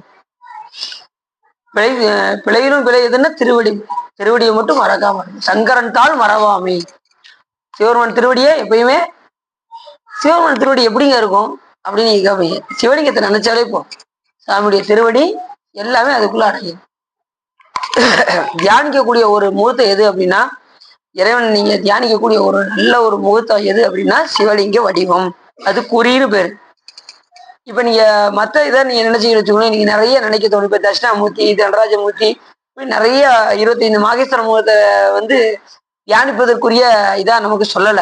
ஆனா தியானிப்பதற்குரிய இது என்னன்னா நமக்கு சிவலிங்க வடிவம் என்று நமது அருளாளர்கள் சொல்லியிருக்காங்க. அதைத்தான் சிவபூஜைக்கும் சிவலிங்கத்தை நம்ம கையில கொடுக்குறாங்க. அதை அன்றாடம் அதை பயிற்சி பண்ணி அந்த சிவலிங்க மூத்தத்தை நம்ம உள்ளத்துக்குள் வாங்கி அதை அன்றாடம் உள்ளுக்குள்ள வச்சு நம்ம என்ன செய்யணும், சிவபூஜை செய்து பழக வேண்டும். அகத்திற்குள் வைத்து நாம் பூசிக்க வேண்டும். முகத்தில் கண்கொண்டு பார்க்கும் மூடர்கள் அகத்தில் கண்கொண்டு காண்பதே ஆனந்தம். உள்ளுக்குள்ள வச்சு சாமிய பார்க்கணும், அதுதான் ஆனந்தம். புறத்துல காட்டிலும் அகத்துல சாமி விளங்கி தோன்றும். அவர் உள்ள கொண்டு வரதான் கஷ்டம். உள்ள வந்துட்டான்னு வச்சுக்கோங்க, எல்லையில்லாத ஆனந்தத்தை நமக்கு அள்ளி கொண்டே இருப்பார் சிவபெருமான். சரி, உறவின் முறையாரையும் புண்ணியவான்களையும், நிறைய புண்ணியம் செய்கிற ஆன்மாக்களையும் நம்ம என்ன செஞ்சிடக்கூடாது, நல்ல புண்ணியம் செய்கிற ஆன்மா போய் நம்ம கோவிக்க கூடாது. அவங்கள போய் ஒருத்தர் சிவபுண்ணியம் பண்ணிட்டே இருக்காரு, ஒரு பூ கட்டிக்கிட்டு இருக்காங்கன்னு வச்சுக்கோங்களேன், அவங்க மேல போய் வஞ்சனை வச்சுக்கிட்டு சிலவர் பார்த்தீங்கன்னா நகத்தை கடிப்பாங்க. காலையில மதியம் அப்படி கொட்டாலாமே கட்டியடி அப்படிப்பாங்க. பக்கத்துல எல்லாம் போய் அதை இல்லாத பொல்லாதெல்லாம் நாம என்ன செய்யக்கூடாது, அவங்கள போய் வஞ்சனையாக நாம நினைக்க கூடாது. கெட்டினா கட்டிட்டு போறாங்க, சிவபுண்ணியம் நல்லா பண்ணட்டும், எல்லாரையும் சிவபுண்ணியம் பண்ணணும்னு தான் நினைக்கணும். நாம மட்டும் பண்ணணும்னு நினைக்க கூடாது. நம்ம மட்டும் பூக்கட்டும், நம்ம மட்டும் திருக்கோயிலுக்கு போகணும், நம்ம மட்டும் விளக்கு போடணும் அப்படின்னு நாம நினைக்கணும். எல்லாரும் எல்லா உயிரிலும் இன்புற்றிருக்க நினைப்பது என்று வேறென்றும் நினைந்தறியேன் பராபரமே அப்படின்னு யார் சொல்றா, தாய்மான சுவாமிகள். அப்ப எல்லா உயிரும் இன்புற்று இருக்கணும்னு நினைக்கணும். அப்ப நம்ம யார்கிட்டையும் நமக்கு என்ன வராது, வஞ்சனை வராது, கோபிக்க நமக்கு என்னவே வரவே வராது. அதனாலதான் சொன்னாரு, பகைமை பாராத நட்பு. எல்லார்ட்டையும் என்ன வச்சுக்கணும், பகைமை பாராத நட்பு வைத்துக் கொள்ள வேண்டும். கண்டாயடா அந்தகா அப்படின்னாரு. யமுனை பார்த்து அருணகிரிநாத பெருமான் கூப்பிட்டாரு, கண்டாயடா அந்தகா அப்படின்னாரு. போனவர் அப்படி திரும்பி பார்த்து, என்னை பார்த்தாலே எல்லாம் பயப்படுவாங்க, என்னை பார்த்து இவ்வளவு தூரம் கூப்பிடுறிய, நீ யார் அப்படின்னாரு. நான் அருணகிரி அப்படின்னாராம். என் கையில வாள் இருக்கு தெரியுமா அப்படின்னாராம் யமன். என்கிட்டையும் வாள் இருக்கு அப்படின்னாராம். முதல்ல அருணகிரிநாத பெருமான் வாள் இருக்குன்னாராம், என்கிட்ட பெரிய வாள் இருக்குன்னு இவர் எடுத்தாராம் யமன். என்கிட்ட இன்னொரு என்கிட்ட வந்து சுடர்வாள் இருக்கு அப்படின்னாரா. சுடர்வாளா, அது என்ன சுடர்வாள் அப்படின்னு யமன் கேட்டாராம். அதுக்கு அவர் சொன்னாரா, அவிரோத ஞான சுடர்வாள் கண்டாயடா அந்தகா அப்படின்னு கந்தர் அலங்காரத்தில் சொல்றாரு. அவிரோத ஞான சுடர்வாள்னா என்ன, விரோதம்னா பகைமை, அவிரோதம் அப்படின்னா பகைமை பாராத நட்பு. யார்கிட்டையுமே பகைமை வைத்துக் கொள்ள. அப்படி பகைமை வைத்துக் கொண்டால் அந்த பகைமையை நீக்குவதற்கு ஒரு பிறப்போம். அந்த பகைமை நீக்குவதற்கு இப்ப நீங்க எல்லாம் ஹஸ்பண்ட் ஒய்ஃப் இருக்காங்களா, இவங்க எல்லாம் முற்பிறவில கோர்ட்டு கேஸ் அலைஞ்சவங்க, சண்டை பயங்கரமா போட்டவங்கள சாமி நீ ஒரே சண்டை போட்டுக்கிட்டே இருக்கீங்க, வாங்க 2 பேரும் சேர்த்து விட்டுருவோம் அப்படின்னு சாமி சேர்த்து விட்டுருவ. இப்ப நீங்க ஒண்ணு சேருங்க அப்படின்னு சாமி சேர்த்து விட்டாலும் போன பிறகு ஏற்கனவே நல்ல நிறைய சண்டை போட்டுதான் இப்ப ஒண்ணு சேர்ந்திருக்கோம். மறுபடியும் டைவர்ஸ் ஆகிற நிலைமைக்கு பாத்தீங்கன்னா இப்பயும் சில பேர் பாத்தீங்கன்னா அந்த அந்த கிட்ட போற தொட்டக்கலை காரணமா இங்க வந்து சண்டை போட்டுக்கிட்டு இருப்பாங்க சில பேர். அந்த அன்னுன்யமா என்னைக்கு பழகுறோமோ அன்னைக்குதான் சாமி என்ன செய்வாரு, நற்கதி கொண்டு போவாரு. சண்டை போடுற வரைக்கும் விட மாட்டாரு. சண்டை போட்டுக்கிட்டே இருந்தா இங்க போட்டுக்கிட்டே இருக்க வேண்டியதான். அதெல்லாம் மாறி வரணும், விரோதம் நீங்கணும், பகைமை பாராத நட்பு கொள்ள வேண்டும். எல்லா உயிர்களிடத்தும் பகைமை பாராத நட்பு நாம் கொள்ள. அதுதான் சொல்றாரு. உறவு முறையாரும் புண்ணியவான்களையும் பசுக்களையும், அது மாதிரி பசுவை நம்ம என்ன செய்யக்கூடாது, கோவிக்க கூடாது. சில பேர் பசுவை கோவிச்சுக்கிட்டு அடிப்பாங்க பார்த்திருக்கீங்களா, மாட்டை என்ன அடி அடிக்கிறாங்க. அதை அடிக்கணும்னு நினைச்சாலே குற்றம். அடிச்சுட்டா அதை விட பாவம் வேற எதுவும் கிடையாது. பசுக்களை போய் அடிக்கிறது, அது வாங்கிட்டு வந்த வரோம், அதுக்கு நாங்க சில பேர் கம்பாங்கல்ல, அது வாங்கிட்டு வந்த வரோம் அடி வாங்குது. அதனால எந்த பிறவி எடுத்தாலும் நல்லா தெரிஞ்சுக்கோங்க, எந்த பிறவி எடுத்தாலும் துன்பம். மாடா பிறந்தாலும் அடி வாங்கித்தான் ஆகணும், பேயா பிறந்தாலும் அடி வாங்கித்தான் ஆகணும், கழுதையா பிறந்தாலும் அடி வாங்கித்தான் ஆகணும், நாயா பிறந்தாலும் கல்லை விட்டே எரிவாங்க. எல்லா பிறவியும் நமக்கு துன்பம் வரத்தான் செய்யும். அதனாலதான் நம்ம அருளாளர்களும் பிறவாமை வேண்டும் சாமிட்டே கேட்டான். புரியுதா உங்களுக்கு? எந்த பிறவி எடுத்தாலும் துன்பம் கட்டாயம் வரும். நீ எந்த பிறவினாலும் எடுத்துக்கோங்க. தேவர்களாவே இருந்தாலும் கூட என்ன வரும், துன்பம் வரும். அசுரர்களால அவர்களுக்கு துன்பம் வரும். எல்லாம் எத்தனை தேவர், 33 கோடி தேவரும் ஓடுனாங்க சாமிகிட்ட போய், துன்பம் தாங்க முடியாம. அப்ப தேவரா பிறந்தாலும் துன்பம் வரத்தான் செய்யும். பிறவின்னு வந்துட்டாலே இன்ப துன்பம் மாறி மாறி வந்து கொண்டேதான் இருக்கும். அப்ப பசுக்கள் நம்ம என்ன செய்யக்கூடாது, அடிக்கக்கூடாது. அதை அடிச்சா என்ன அதுக்கு தண்டனை என்ன தெரியுமா, பயங்கர தண்டனை, நரகம் கண்டிப்பா உண்டு. பசுக்களை வதைத்தா நரகம் கண்டிப்பா உண்டு. அதுக்கு பிராயச்சித்தம் என்ன அப்படின்னா, அந்த பசு மந்தையிலே உள்ள இருக்கணும். தெரியாம கொண்டுட்டாங்கன்னு வச்சுக்கோங்க, ஒரு பசுவை தெரியாம கொண்டுட்டாங்க அப்படின்னா தெரியாம செஞ்சதுக்கே பிராயச்சித்தம் இருக்கு. பசு மந்தையிலே இருக்கணும், அது கோமியத்துலதான் குளிக்கணும், அது வெயில இருந்தா வெயில நாமளும் இருக்கணும், அது மழையில நனைஞ்சா நாமளும் மழையில நனையணும். அது மாதிரி நம்ம பட்னியா கிடக்கணும். பசு சாப்பிடும், நம்ம சாப்பிட முடியாது, நம்ம பட்னியா கிடக்கணும் 12 ஆண்டு. உயிர் போற நிலை வரும்போது வேற வழி இல்லாம உயிர் போற நிலை வந்துச்சுன்னா ஒரு காய்கனியை மட்டும் பறிச்சு சாப்பிட்டுக்கலாமா உயிர் போற நேரத்துல. பசுவை கொண்டா இவ்வளவு பிராய்ச்சிதான் இருக்கு. நம்ம அதுக்குள்ள போக வேண்டாம். இருந்தாலும் இதெல்லாம் தெரிஞ்சுக்கணுங்கிறக்காக சொல்றேன். தெரியாம பசுவை வதைத்தால், அப்படி நமது நூல்கள்லாம் நமக்கு சேக்கிரசாமி அப்படி சொல்லி வச்சிருக்காரு அந்த இதுல. அதனால பசு ரொம்ப புனிதமானது, எல்லா தெய்வமே அதுக்குள்ள இருக்கும்.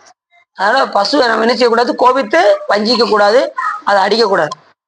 பசுக்களையும் நரகெல்லாம் இறைவனாகிய அரசனை கோபிக்க கூடாது. அரசரை அவன் கடவுளுக்கு சமமானவன், அதனால அரசனையும் நம்ம என்ன செய்யக்கூடாது, கோபிக்கணும். அவருக்கு அடுத்த செட்டிகளையும், ஏன் செட்டியார்களை சொல்றாங்க அப்படின்னா, செட்டிகளையும் வேளாளர்களையும் மடவார்களையும், மடவாரா பெண்களை யாரும் என்ன செய்யக்கூடாது, கோவிக்க கூடாது. கோவித்து வதை போகணும். மனைவி அடிக்கிறாங்கல்ல, அவங்களாம் பாவத்துக்கு உரியவர்கள். மனைவியை கை நீட்டி அடித்தார்கள் என்றால்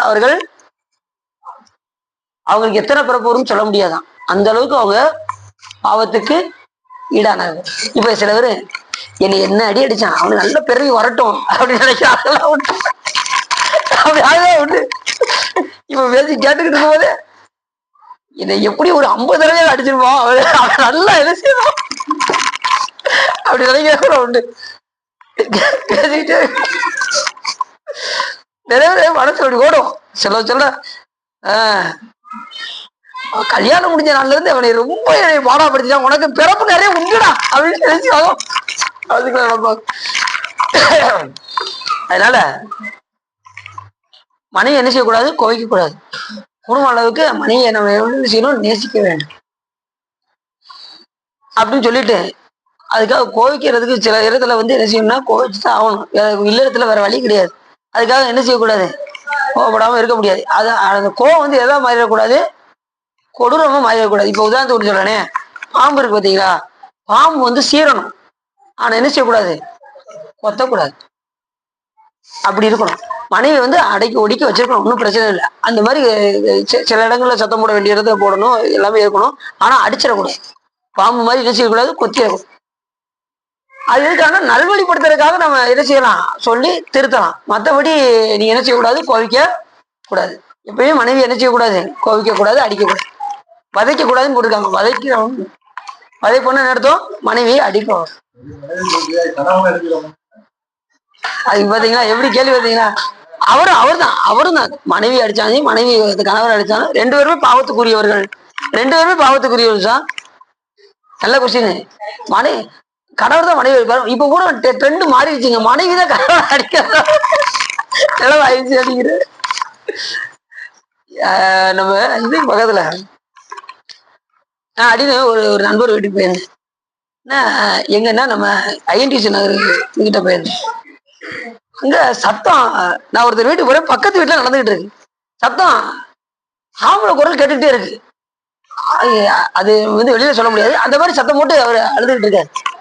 என்னங்க என்னாச்சு என்னாச்சு அப்படின்னு பதறி போய் பார்த்தா மனைவி அடி பின்னி எடுக்காத அவரை ஐயோ அழுதுகிட்டு இருக்காரு. எனக்கு ஏங்க ஒரு திட்டு கூட நீங்க திட்ட மாட்டேங்களாங்க, ஏங்க இப்படி உங்களை அடிச்சுக்கிட்டு இருக்காங்க, நீங்க பாத்துக்கிட்டு இருக்கீங்க. நான் எதுக்கு பேசுறேன்னு வச்சுக்கோங்களேன், நான் எங்கேயோ தெருவுல தான் போயிருக்கணும், நான் வீட்டுல இருக்க முடியாது அப்படின்ட்டு. அதுவும் அந்த மனைவி சொல்லுவாங்களா, உனக்கு சாப்பாடு போடணுமா வேண்டாமா, ஒழுங்கு இப்படி சொல்லியே அடி வைக்காங்களாம்.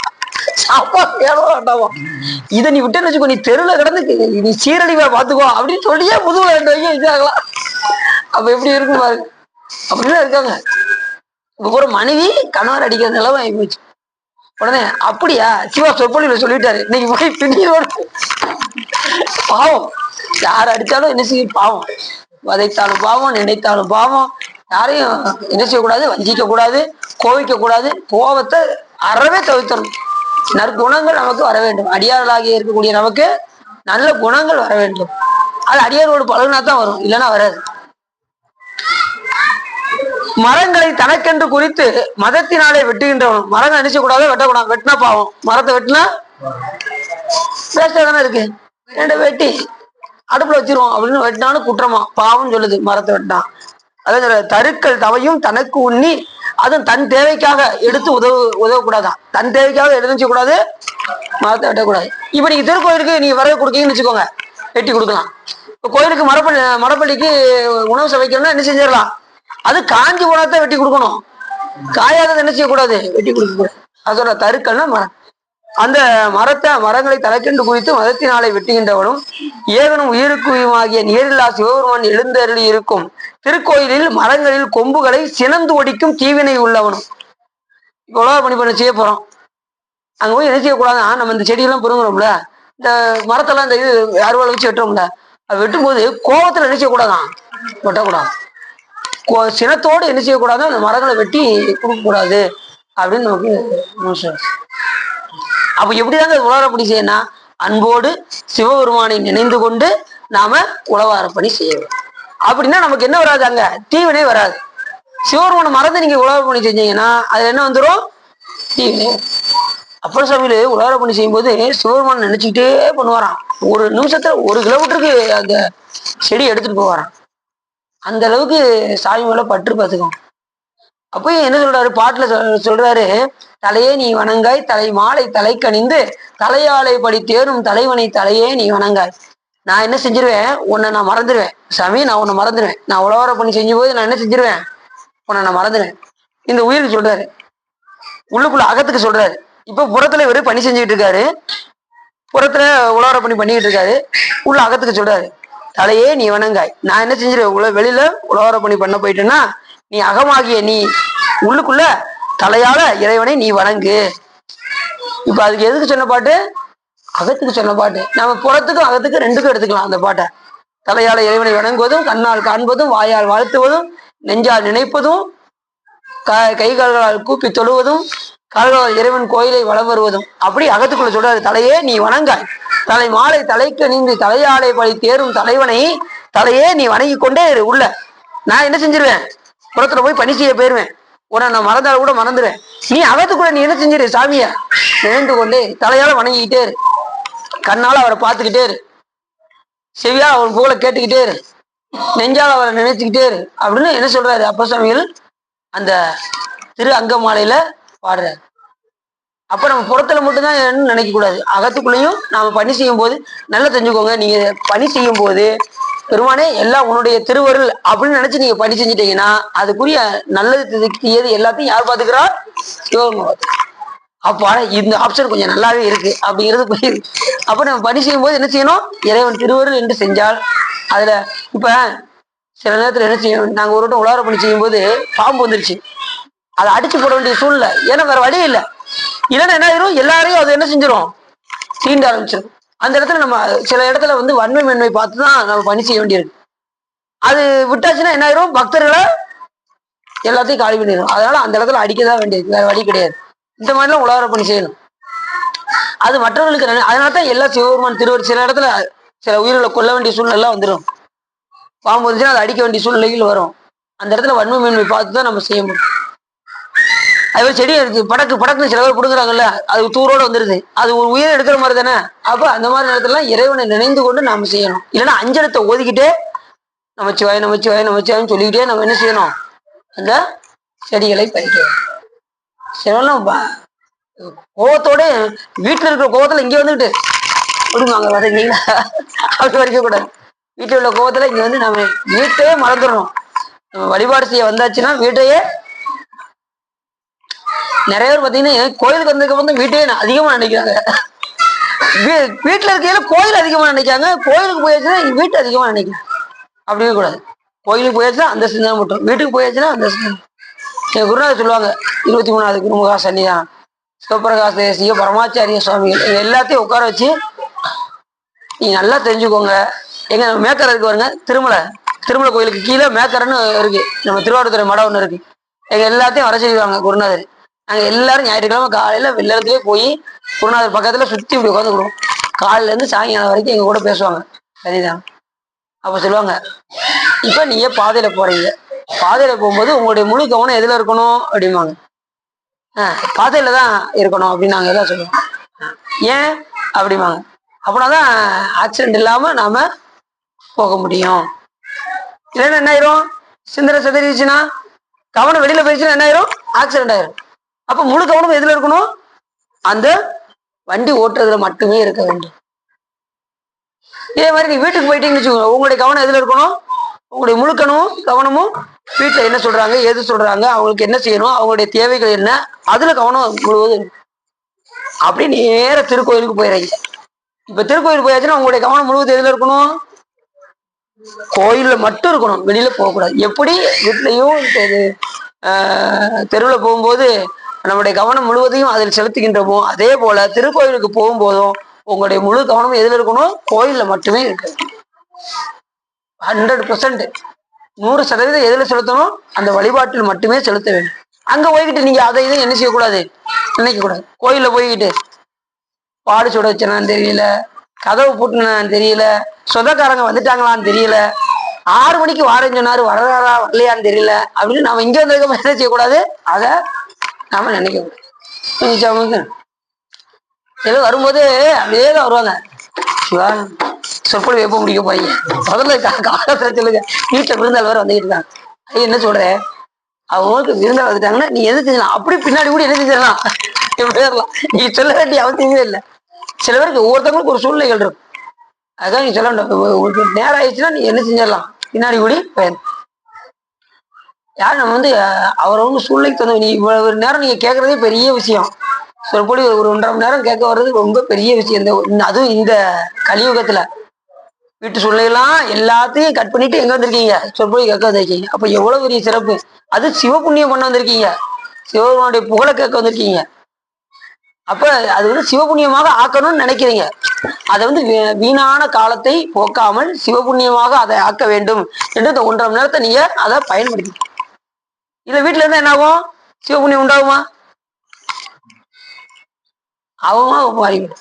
அந்த கண்ணை தூயின்ற அவமே காலத்தை போக்காமல் விண்ணுக்கு ஒரு மருந்து வேத விழுப்புரலை கண்ணுக்கு இனியானை பாடி கசிந்து உள்ளம் நெக்கு நின்று உருக யாமாட்டும் நீயே வந்து என்ன குறையுமிலோர் எம்பாவா என்று சொல்வதற்கிறங்க அவத்தை நோக்கி காலத்தை போக்காமல் இங்கே வந்து நீங்கள் தவத்தை நோக்கி காலத்தை போக்குகின்றீர்கள். நீங்க செய்யறது என்னது? தவம். சிவபெருமானை பற்றிய சிந்தனைகள் பூராமே நமக்கு தவம் என்று பெயர். சரி.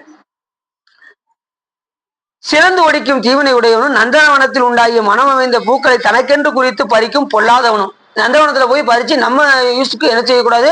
பறிக்க கூடாதான். அது பாவம்னு சொல்லுது. இப்ப நந்தவனத்துல பறிச்சு நான் என் பூசைக்கு எங்க வீட்டுல வச்சுக்கிறேன், எங்க வீட்டு படத்துல வச்சுக்கிறேன்னு வைக்க கூடாதான். குற்றம், பாவம். ஆக நந்தவனத்துல எவ்வளவு மலர் இருக்கு, பூசைக்கு நம்ம வீட்டுல பூவே இல்லை அப்படின்னு அதை பறிச்சு கொண்டு போய் நம்ம வீட்டுல என்ன செய்யக்கூடாது?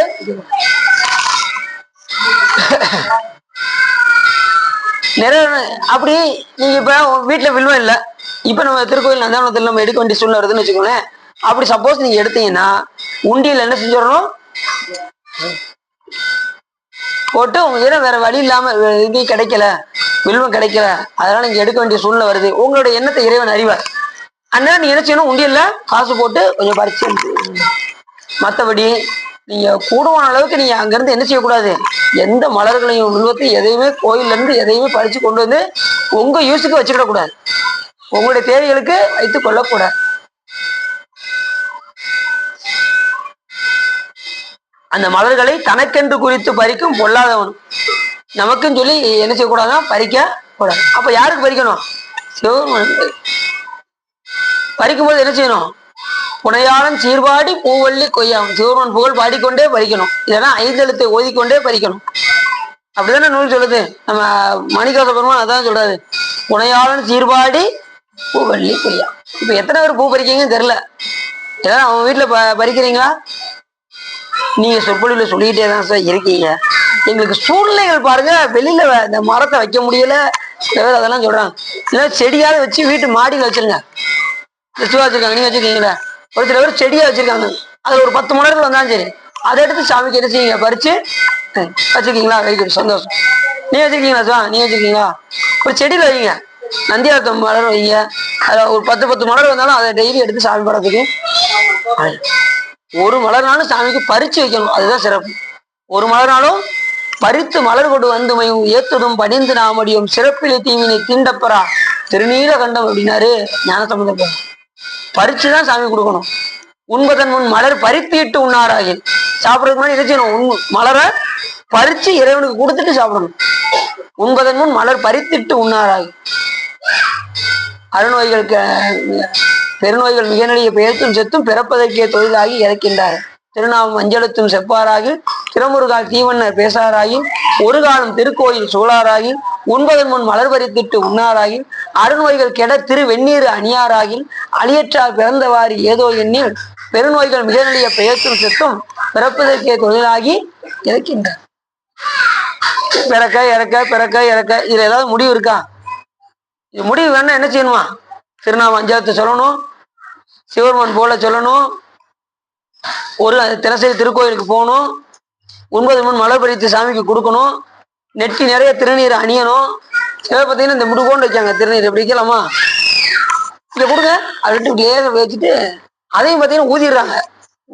ஊதவே கூடாது, திருநீர் நினைச்ச கூடாது. எவ்வளவு பெரிய பாவம் தெரியுமா உங்களுக்கு திருநீரை ஊதுனா? இப்ப எல்லாரும் கொஞ்சம் சிந்திக்க வேண்டியிருக்கு. நம்ம சின்ன பிள்ளைல அப்படிதானே செஞ்சோம் அப்படின்லாம் யோசிக்க வேண்டியது. அறியாம செஞ்சதான் சிவபெருமான் மன்னிச்சிருவாரு. நீ அறுத்தி நம்ம நினைச்ச கூடாது. தவிர நேரம் அப்படித்தானே செய்யறாங்க. இந்த போட்டு எடுத்து லேசா போட்டு ஊதிட்டுறாங்க. அது நெட்டி நிறைய சாமி கரெக்டா 6 அங்குலம் வச்சிருக்காரா, கரெக்டா அந்த 6 அங்குலத்துக்கு பூசணும் திருநீரை. இல்லைன்னா சாமி நெற்றியை முட்டு கொண்டு படிச்சிருப்பாருல்ல திருநீர் பூசுறதுக்கு. எவ்வளவு எதுக்கு 6 அங்குலம் வச்சிருக்கேன்? நெட்டி நிறைய திருநீர். அதான் முழு நீர் பூசிய முனிவருக்கும் அடியினர். முழு நீர் பூசினா முழு பலனையும் தரும். நான் இப்படி கொண்டு தான் வைப்பேன்னா அதுக்கு தகுந்த மாதிரி பலன் தான் உங்களுக்கு. இது அவங்களுக்கு முழு பலன் வேணுமா? திருநீர் பூசினா முழு பலன் வேணுமா? அப்போ முழு நீர் பூசு. நம்ம சண்முலை அப்படித்தான் சொல்லுவாங்க, முழு நீர் பூசினா முழு பலனும் கிடைக்கும்.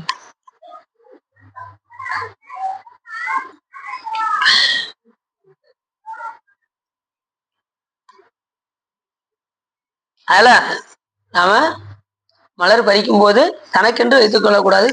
கோயிலுக்கு பறிச்சா அது சாமிக்கு மட்டும்தான். நம்ம தேவைகளுக்காக நம்ம என்ன செஞ்சிடக்கூடாது? பறித்து கொண்டு வந்து நாம பூஜை செய்யக்கூடாது.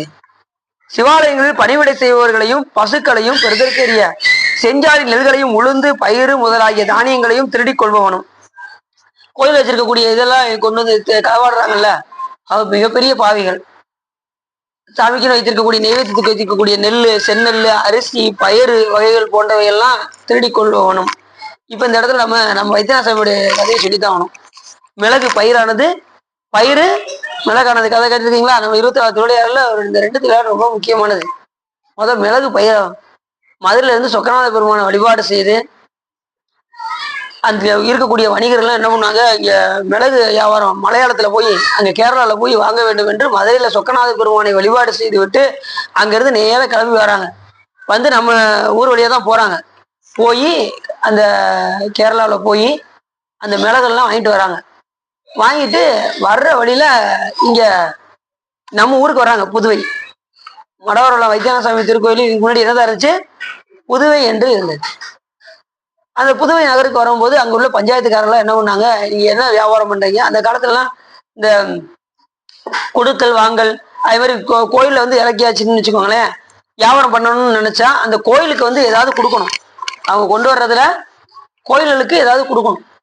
இப்ப நான் வியாபாரம் பண்றேன், அப்படி மிளகு வியாபாரம் பண்ணணும் சாமிக்குன்னு சொல்லி சாமியுடைய நெய்வேத்தியத்துக்கு நல்லா தெரிஞ்சுக்கோங்க. சாமியுடைய திருக்கோயில் நெய்வேத்தியத்துக்கு நாம கொண்டு வரக்கூடிய அந்த மிளகோ பயிரோ நம்ம என்ன கொண்டு வந்திருக்கோமோ அதை அந்த பஞ்சாயத்துக்காரங்க கேட்பாங்க. கேட்கும்போது இவங்களால இயன்றதை கொடுக்கணும். இவங்க என்ன பண்ணிட்டாங்க, கொண்டு வந்தவங்க அங்க போய் வாணிகம் பண்றவங்க இது வந்து பயிர் வகைகளா அப்படின்னு கேட்டாங்களே, இல்ல இது மிளகு அப்படின்னு போய் சொல்லிட்டாங்க. யாரு? இந்த வணிகர்கள் எல்லாம் போய் சொன்னாங்க. அப்ப வேண்டாம், அப்ப எடுத்துட்டு போங்க அப்படின்னு சொல்லி பஞ்சாயத்துக்காரங்க எல்லாம் சொல்லிடுறாங்க. சாமிக்கு கொடுக்க வேண்டியதை ஏமாற்றிய காரணத்தினால் கொஞ்சம் எடுத்து கொடுத்தனால ஒன்னும் குறைஞ்சிட மாட்டாங்கல்ல, கொடுத்துருக்கலாம்ல. கொடுக்காம பொய் சொல்லி அதை மறுபடியும் மதுரைக்கு அவர்கள் எடுத்து சென்ற காரணத்தினால் அங்க போய் பிரிச்சு பார்க்காங்க. மிளகெல்லாம் என்ன ஆயிருது, உளுந்த பயிராயிருது. ஆகா, எல்லாம் வணிகத்துக்கு வந்தவங்க எல்லாம் கூட்டமா வரிசையில நிக்கிறாங்க. அத்தனை பேருக்கு இவங்களால பதில் சொல்ல முடியல. இது எப்படி ஆச்சு, என்ன ஆச்சு, ஏன் நீங்க மிளகு தானே கொண்டு வந்தீங்க, எப்படி பயிரா மாறியது அப்படின்னு சொல்லி அவங்க எல்லாம் கேட்கும்போது, வரும்போது திருடன் கண்டு எதுவும் பறிச்சுட்டாங்களா அப்படின்லாம் யோசிக்கிறாங்க. வேற யாராவது நம்ம இதை பறிச்சுட்டு கொண்டு போயிருப்பாங்களோ, அப்படிலாம் இல்லையே, நம்ம கடைசியா நம்ம எங்க போனோம், என்ன ஆச்சு அப்படின்னு யோசிச்சுக்கும் போது நம்ம புதுவை நகருக்கு வந்தோம்.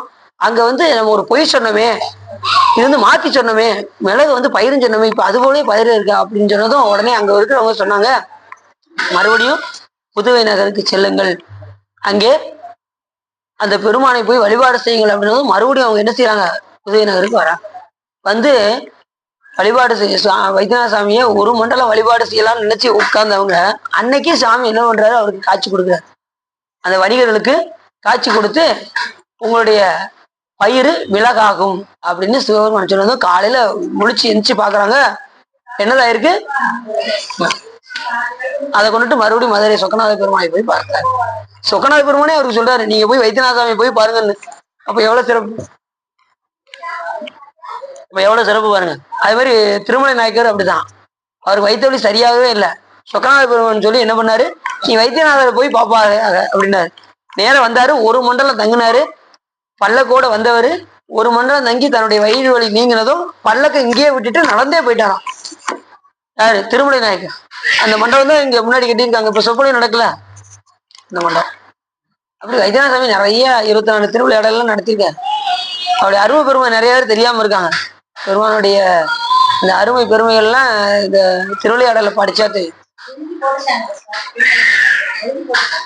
எழுதி போயிருக்காங்க.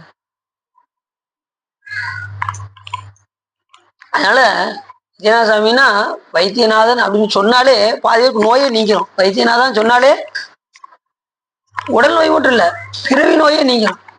அருளினால் உரைத்த நூலில் வழி வழி அதன்மும் செய்யின் இருளாம் நிறைய துன்பத்து இட்டு இரும் பாவமும் தீர்ப்பன் பொருளாம் போகத்தே வைத்து புண்ணியமும் தீர்ப்பன் மருளாம் மலங்கள் தீர்க்கும் மருந்தும் இவை வைத்தியநாதன் அப்படின்னு சிவஞான சித்தியார் என்கின்ற நூல்.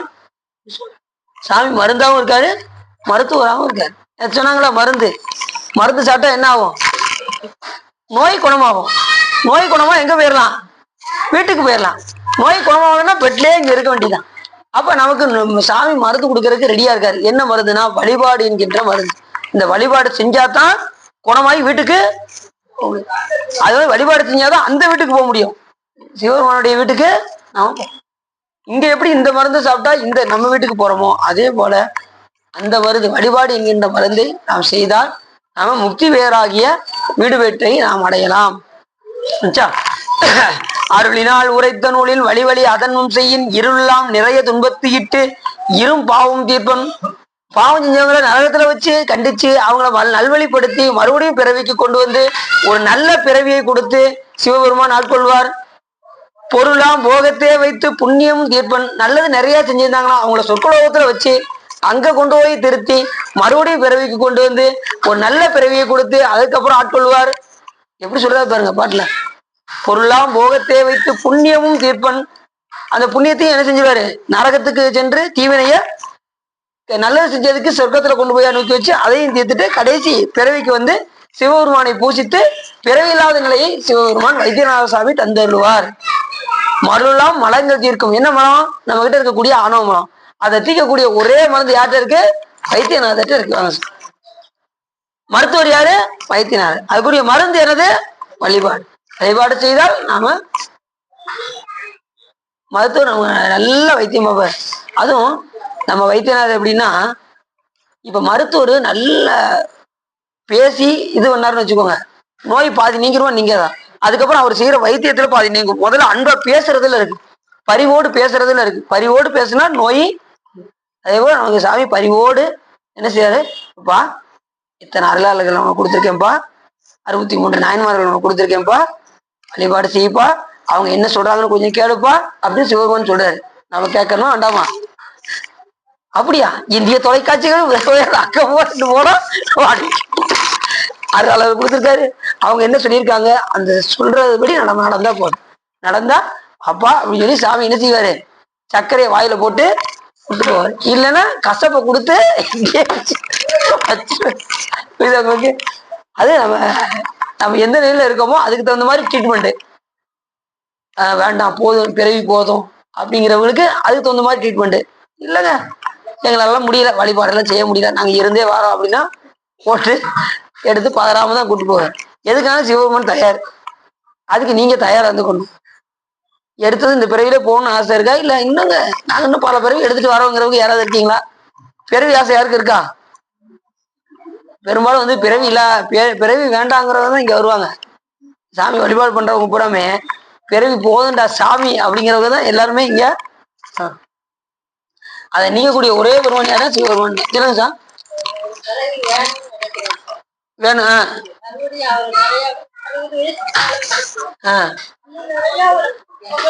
சாமி வழிபாடு பண்ணணும்னு நினைக்கிறேன் பாருங்க. அப்படியே மெய் அழுதுட்டாங்க. ஏன்னா 60 வயசுல நான் வந்திருக்கேன், இன்னும் எனக்கு பிறவி கொடுத்து நான் சிறு பிள்ளையில இருந்தே வரணும் சாமி வழிபாடு பண்ணணும்னு நினைக்கிறேன். அதுதான் உயர்ந்த எண்ணம். அப்படி நினைக்கிறவங்க கீழ் நோக்கி ஜெபமாலையை உருட்டணும். கீழ் நோக்கி உருட்டணும். ஜெபமாலையை கீழ் நோக்கி உருட்டணும். வேண்டாம் எனக்கு பிறவி வேண்டாம் அப்படிங்கிறவங்க மேல் நோக்கி உருட்டணும். எவ்வளவு பெரிய கருணை பாருங்க. அவங்க எப்படி நினைக்கிறாங்க பார்த்தீங்களா சிந்தனைகள். நான் 60 வயசுக்கு மேல வந்திருக்கேன் அப்பா சாமி மாதிரி நினைக்கிறாங்க. 60 வயசுக்கு மேல வந்து நான் இனிமேல் நான் எப்படி வழிபாடு செய்ய முடியும்னு நினைக்கிறேன். நமக்கு அப்போ கொஞ்சம் வயசுல கிடைச்சிருக்கு எல்லாத்துக்கும். அப்ப எப்படி வழிபாடு செய்யணும்னு யோசிச்சு பாருங்க. அந்த அவங்க அழுதுட்டாங்க. ஏதோ நீங்களும் இப்ப வந்துட்டேன்னு வருத்த போறீங்களா? அதெல்லாம் ஒண்ணும் இல்ல. சாமி எல்லாத்துக்கும் சாமி ஒரு வச்சிருப்பாரு. அதான் பாலநாய் கடைந்த நாளும் பனிமலர் கோதை மார்தம் மேலநாய் கடைந்த நாளும் மெலிவோடு மூப்பு வந்து கோலநாய் கடைந்த நாளும் குறிக்கோள் இல்லாது கெட்டேன் செல்லுலாம் பழனவேலி திருக்கொண்டீச்சுரத்துலானே அப்படின்னு அப்பா சாமியும் சொல்ல. நான் பாலபருவத்திலையும் பெருமானையும் நான் உன்னை வழிபாடு பண்ணலையே, இளைஞர் பருவத்திலையும் நான் உன்னை வழிபாடு பண்ணாம விட்டேன், கடைசி காலமா இருக்கக்கூடிய கோலனாருக்கு போதும் என்ன வழிபாடு செய்யாம இருக்கனே அப்படின்னு சொல்லி அப்பா சாமியில அப்படி சொல்றாரு. நான் ஒரு குறிக்கோளே இல்லாம வாழ்ந்துட்டேன் அப்படிங்க. குறிக்கோள் இல்லாத கெட்டேன் அப்படிங்க. குறிக்கோள் இல்லைன்னா கெடத்தான் செய்யணும். குறிக்கோளோட தான் வாழணும். தலைப்பு இல்லாம பேசக்கூடாது, குறிக்கோள் இல்லாம வாழக்கூடாதுன்னு ஒரு பழமொழியே இருக்கு. அதனால குறிக்கோள் இல்லாம என்ன செய்யக்கூடாது, வாழக்கூடாது. காலைல எத்திரிக்கிறோம், காலைல எந்திரிச்சா வழிபாடு செய்யணும், இத்தனை மணிக்கு இங்க இருக்கணும், அத்தனை மணிக்கு இங்க இருக்கணும், இங்க வேலையை பார்க்கணும், இது இந்த குறிக்கோள் வச்சுக்கணும். இறைவனுக்குன்னு இந்த காலத்தை நம்ம ஒதுக்கணும். காலத்தை ஒதுக்கலைன்னா நம்ம பிறந்து பயன் இல்லாம போயிடும். இறைவன் வழிபாடு செய்ததற்குன்னு காலத்தை நாம ஒதுக்கியே ஆகணும். 24 மணி நேரத்துல டைம் இல்லைங்க. கோயிலுக்கு வர்றதுக்கு டைம் இல்லைங்க. சாமி எத்தனை காலம் கொடுத்துருக்காரு? 24 மணி நேரம் கொடுத்துருக்காரு. காலையில 12 மணி ஆரம்பிச்சு இரவு 12 மணி வரைக்கும் டைம் இருக்கு. இத்தனை காலத்துலயும் நமக்கு டைம் இல்லைன்னு சொன்னா நம்மளை விட ஒரு முட்டாள் உலகத்திலே கிடையாது. அதனால வழிபாட நாம அதை பயன்படுத்திக்கணும். அந்த காலத்தை நாம பயன்படுத்தி கொள்ள வேண்டும். இறைவனை காலையில அதுவும் துஞ்சிருள் காலை மாலை தொடர்ச்சியை மறந்திராது. காலை மாலையும் இறைவனை என்ன செய்யக்கூடாது, மறந்துடவே கூடாது. ஐந்தெழுத்து ஓதின் அரண்களருக்கு அன்பு அது ஆகும். காலை மாலையும் அஞ்செழுத்த ஓதுனா சிவபெருமான் மேல் அன்பு உண்டா. யாரு காலையில சாயங்காலம் சொல்றீங்க? நாங்க 2 வேளை சொல்லிக்கிட்டு தாங்க இருந்தோம். இப்ப காலையில ஒரு வேளை தாங்க சொல்லிக்கிட்டு இருக்கோம். 2 வேளையும் இறைவனை நாம் சரி.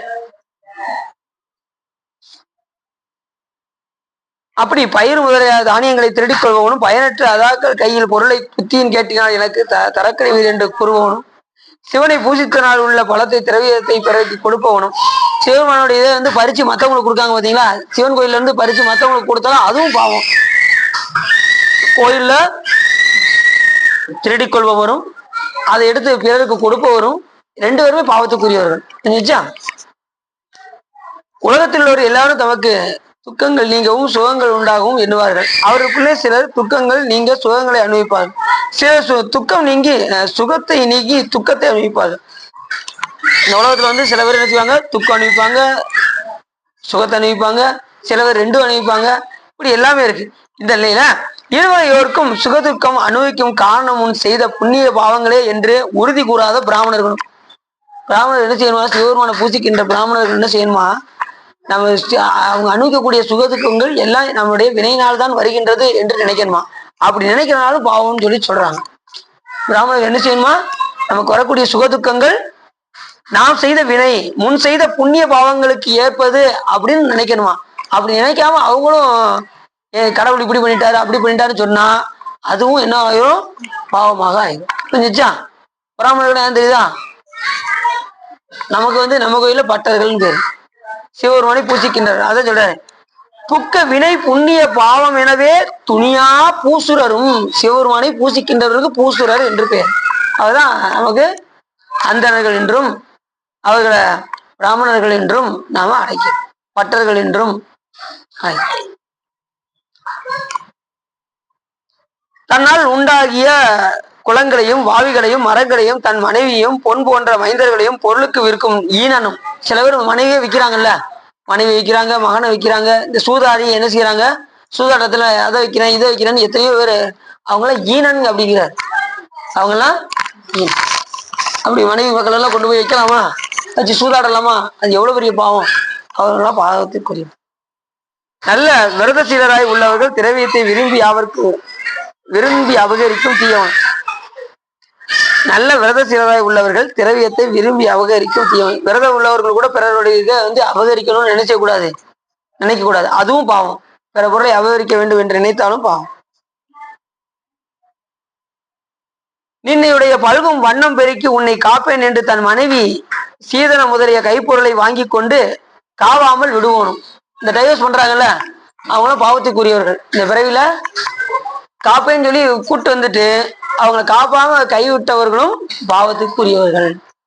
மனைவிய கூட்டு வந்து என்ன செய்யறாங்க, பொண்ணை நான் காப்பேன்பா அப்படின்னு சொல்லிட்டு என்ன செய்யறாங்க, வந்து 2 நாள்ல சண்டை போட்டு. அதுலயும் பாத்தீங்கன்னா சென்னையில ரொம்ப கொடூரமா நடக்குது. எங்க பார்த்தாலும் டைவர்ஸ், யார் வீட்டுக்கு போனாலும் டைவர்ஸ், எல்லாம் தனித்தனியா இருக்காங்க. நான் ஒரு வீட்டுக்கு போயிருந்தேன், போனதும் கல்யாணம் முடிஞ்சு ஒரு 3 மாசம் தான் இருக்கும். இப்ப அந்த பெண்ணை போய் பார்த்தேன், வீட்டுல இருந்தாங்க. இல்லம்மா கணவர் வரலையா அப்படின்னு கேட்டேன். இல்ல டைவர்ஸ் பண்ணியாச்சு. டைவர்ஸா, 3 மாசத்துக்கு முன்னாடி கல்யாணம் வச்சு அப்படின்னு டைவர்ஸ் அப்படின்னா எதுக்கு, பிடிக்கல ஒதுக்கிட்டேன் அப்படிங்கிறா. பிடிக்கலன்னா என்ன செய்யணும், 4 பேரை வச்சு பேசணும். குடும்பத்தில் உள்ளவங்க, இவங்க பெற்றோர்கள் அவங்க பெற்றோர்கள் 2 பேரும் கூப்பிட்டு என்ன பிரச்சனையோ அந்த பிரச்சனைக்குரிய அந்த இதை தீர்க்கணுமா வேண்டாமா. அப்படி தீர்க்காம டைவர்ஸ் உடனே அவன் கையெழுத்து போட்டு 2 பேரும் சமூகத்தோடு பிரிஞ்சுட்டாங்களாம். 2 பேரும் கையெழுத்து, உனக்கு எனக்கு பிடிக்கல எனக்கு உன்னை பிடிக்கல, இந்த கையெழுத்து இப்படி உன் கையெழுத்து கொடு, ஈஸியா பிடிச்சி விட்டுறாங்க. அப்படியே போச்சு நிலவை. கோர்ட்டு கேஸு இப்படி எளிமையா என்ன செஞ்சாங்க, வாங்கி கொடுத்துறாங்க. கோர்ட்ல என்ன செய்வாங்க தெரியுமா, குடும்ப அளவு சேர்த்து வைக்கதான் பார்ப்பாங்க, பிரிக்குன்னு நினைக்கவே மாட்டாங்க. அதுக்காக சில கேஸ்லாம் பார்த்தீங்கன்னா வருஷக்கணக்கா ஓடும். சேர்த்து வைக்கிறதுக்கு எவ்வளவோ முயற்சி பண்ணுவாங்க. ஆனா இப்பெல்லாம் வந்து 2 பேரும் சம்மதிச்சிட்டாங்கன்னு வச்சுக்கோங்களேன், கேஸ் ஈஸியா முடிஞ்சிடும். 2 பேருமே சம்மதிச்சிட்டாங்க. சில பேர் ஒருத்தர் மட்டும் சம்மதிச்சு ஒருத்தர் சம்மதிக்காம இருப்பாங்க. அப்போ வந்து அந்த கேஸ் சாதாரண முடியாது. கோர்ட்டு கேஸ் நான் அலைஞ்சிக்கிட்டே இருப்பாங்க, வருஷம் ஓடிக்கிட்டே இருக்கும். பிறகு ஒரு பொறுமை தாங்க முடியாம சரி போது போ அப்படின்னு சொல்லி அவர் என்ன செய்வாரு, கையெழுத்து போட்டு 2 பேரும் சம்மதம் வாங்கி 2 பேரும் பிடிச்சி விட்டுருவாங்க. அப்படின்லாம் இருக்கு. அப்படி பிரிஞ்சாலும் பாவம். மனைவியை பாதுகாக்காமல் இருந்தால் கணவனுக்கு பாவம். மதுபானம் செய்யும் தேன்மொழியுடைய புணர்வும் அறிவில்லாத அற்பனும் மதுபானம் அருந்தி மனைவி புணர்வனும் பாவத்துக்குரியவன். பிறிது சிலர் பொருள்களை அச்சித்து தருவன் என்று வாங்கி பொருளையும் கொடாமல் பிழை செய்வனும். ஒருத்தனுக்கு தாரேன்னு சொல்லிட்டு அவனுக்கு தராமல் இருந்தாலும் அவனுக்கு ஒருத்தருக்கு கொடுக்கேன்னு சொல்லிட்டு ஒரு 1000 அவனுக்கு தாரேன்ப்பா அப்படின்னு சொல்லிட்டு அப்படி கொடுக்காமல் விட்டாலும் அவனுக்கு பாவம். அதுக்கு தரேன்னு சொல்லாமலாம் பரவாயில்ல, தர்றேன்னு சொல்லிட்டு கொடுக்காமல் இருந்தால் அவனும் பாவத்திற்கு உரிய. கொடாமல் பிழை செய்வனும். யாராலும் விரும்பப்பட்ட செஞ்சாலி முதலி ஆகிய நெல்வினை பிறரெடுத்து வட்டிக்கு கொடுத்து அதன் ஊதியத்தை கொண்டு புசிப்பவனும். வட்டி கொடுத்து வாங்குறாங்கல்ல, அந்த காலத்துல சென்ன அரிசியை கொடுத்து வட்டி கொடுத்து வாங்கினாங்க. இந்த காலத்துக்கு அப்படி நீங்க ட்ரெண்டிங்க மாத்திக்கோங்க. வட்டி கொடுத்து வாங்கினவங்க பாவத்துக்குரியவர்கள். வட்டி கொடுத்து நான் எனக்கு ரொம்ப வட்டி வாங்குறேன், நான் கொஞ்சம் காடு வாங்குறேங்க அப்படின்னு சொன்னா என்ன உண்டு, பாவத்துக்குரியதான். வட்டின்னு கொடுத்துட்டாலே நான் கம்மியான வட்டி தாங்க கொடுக்கேன், ஒரு 2 வட்டிக்கு கொடுக்கேன், இது ஒரு பிழையா? பிழையே தான், வேற வழியே இல்லை. அதுக்கு என்ன செய்யலாம், வீடு வீடு வித்து வீடு வந்து வீடு கட்டி அதுல வர வருமானத்தை வச்சுக்கலாம். ஆனா வட்டி கொடுத்து என்ன செய்யக்கூடாதான் அப்படின்னு புரிஞ்சுச்சா? அந்த பணத்தை கொண்டு இந்த மாதிரி வீடுகள் கட்டி அதை வாடகைக்கு விட்டு கூட சாப்பிட்டுக்கலாம். ஆனா என்ன செய்யக்கூடாது, வட்டிக்கு. இது நம்ம நூல்கள் மட்டும் இல்லை, எல்லா நூல்கள்லையுமே அதுதான் சொல்லுது. யாதேனும் ஒரு குற்றத்தை உடையவன் தான் செய்த பாவம் தனியும்படி கொடுத்த தானத்தை ஏற்பவனும். பாவம் தனியும்படி கொடுக்கும் தானத்தை ஏற்பவனும். பிறகு கொடுக்கக்கூடிய தானத்தை ஏற்பவனுடைய பாவத்துக்குரியவர் தான். குற்றம் உடையவனுடைய பொருளை போய் வாங்குவவனும் பாவம். ஒருத்தன் குற்றம் செஞ்சவன் வந்து ஒரு பொருளை உங்களுக்கு தானம் செஞ்சானா அந்த தானத்தை போய் நீங்க வாங்கினாலும் குற்றம். இப்ப வசதி உள்ளவங்க என்ன செய்யறாங்க, அன்னதானம் போடுறாங்கல்ல, செஞ்ச பாவம்லாம் கழியணும் அப்படின்னு சொல்லி போறாங்களே, அங்க போய் நம்ம அன்னதானம் சாப்பிடக்கூடாதான். சாப்பிட்டா பாவங்க. அவன் கருமத்தை கழிக்கிறதுக்காக வந்து அன்னதானம் போட்டாங்கன்னா அதை போய் நாம் என்ன செய்யக்கூடாது, ஏற்கக்கூடாதுன்னு சொல்லுது. இல்ல கோயில சாப்பிடலாம். சில பேர் என்ன செய்வாங்கன்னா, செய்தது பாவம் தொலைன்னு சொல்லி தனியா எங்கேயாவது என்ன செய்வாங்க, ஒரு இடத்துல போய் எல்லாத்தையும் கூட்டு வச்சு அவங்க இல்லத்துல வர வச்சு எல்லாத்துக்கும் அன்னதானம் போடுவாங்க பாவம் தொலைகிறதுக்கு. அப்படி போய் நாம் என்ன செய்யக்கூடாது. கோயில் வந்து பொது, கோயில்ல நான் அப்படின்னு சொல்லல, பொதுவா ஒருத்தன் வந்து நான் நிறைய பாவம் செஞ்சிருக்கேன், அந்த பாவத்தை தொலைக்கிறதுக்கு அன்னதானம் செய்ய போறேன் அப்படின்னு சொல்லி ஒரு இடத்துக்கு வர வச்சு ஒரு மண்டபம் பிடிச்சு அன்னதானம் போடுறாங்கல்ல, அப்படி இடத்துல போய் நம்ம என்ன செய்யக்கூடாது, பண்ணக்கூடாது. புரிஞ்சுச்சா?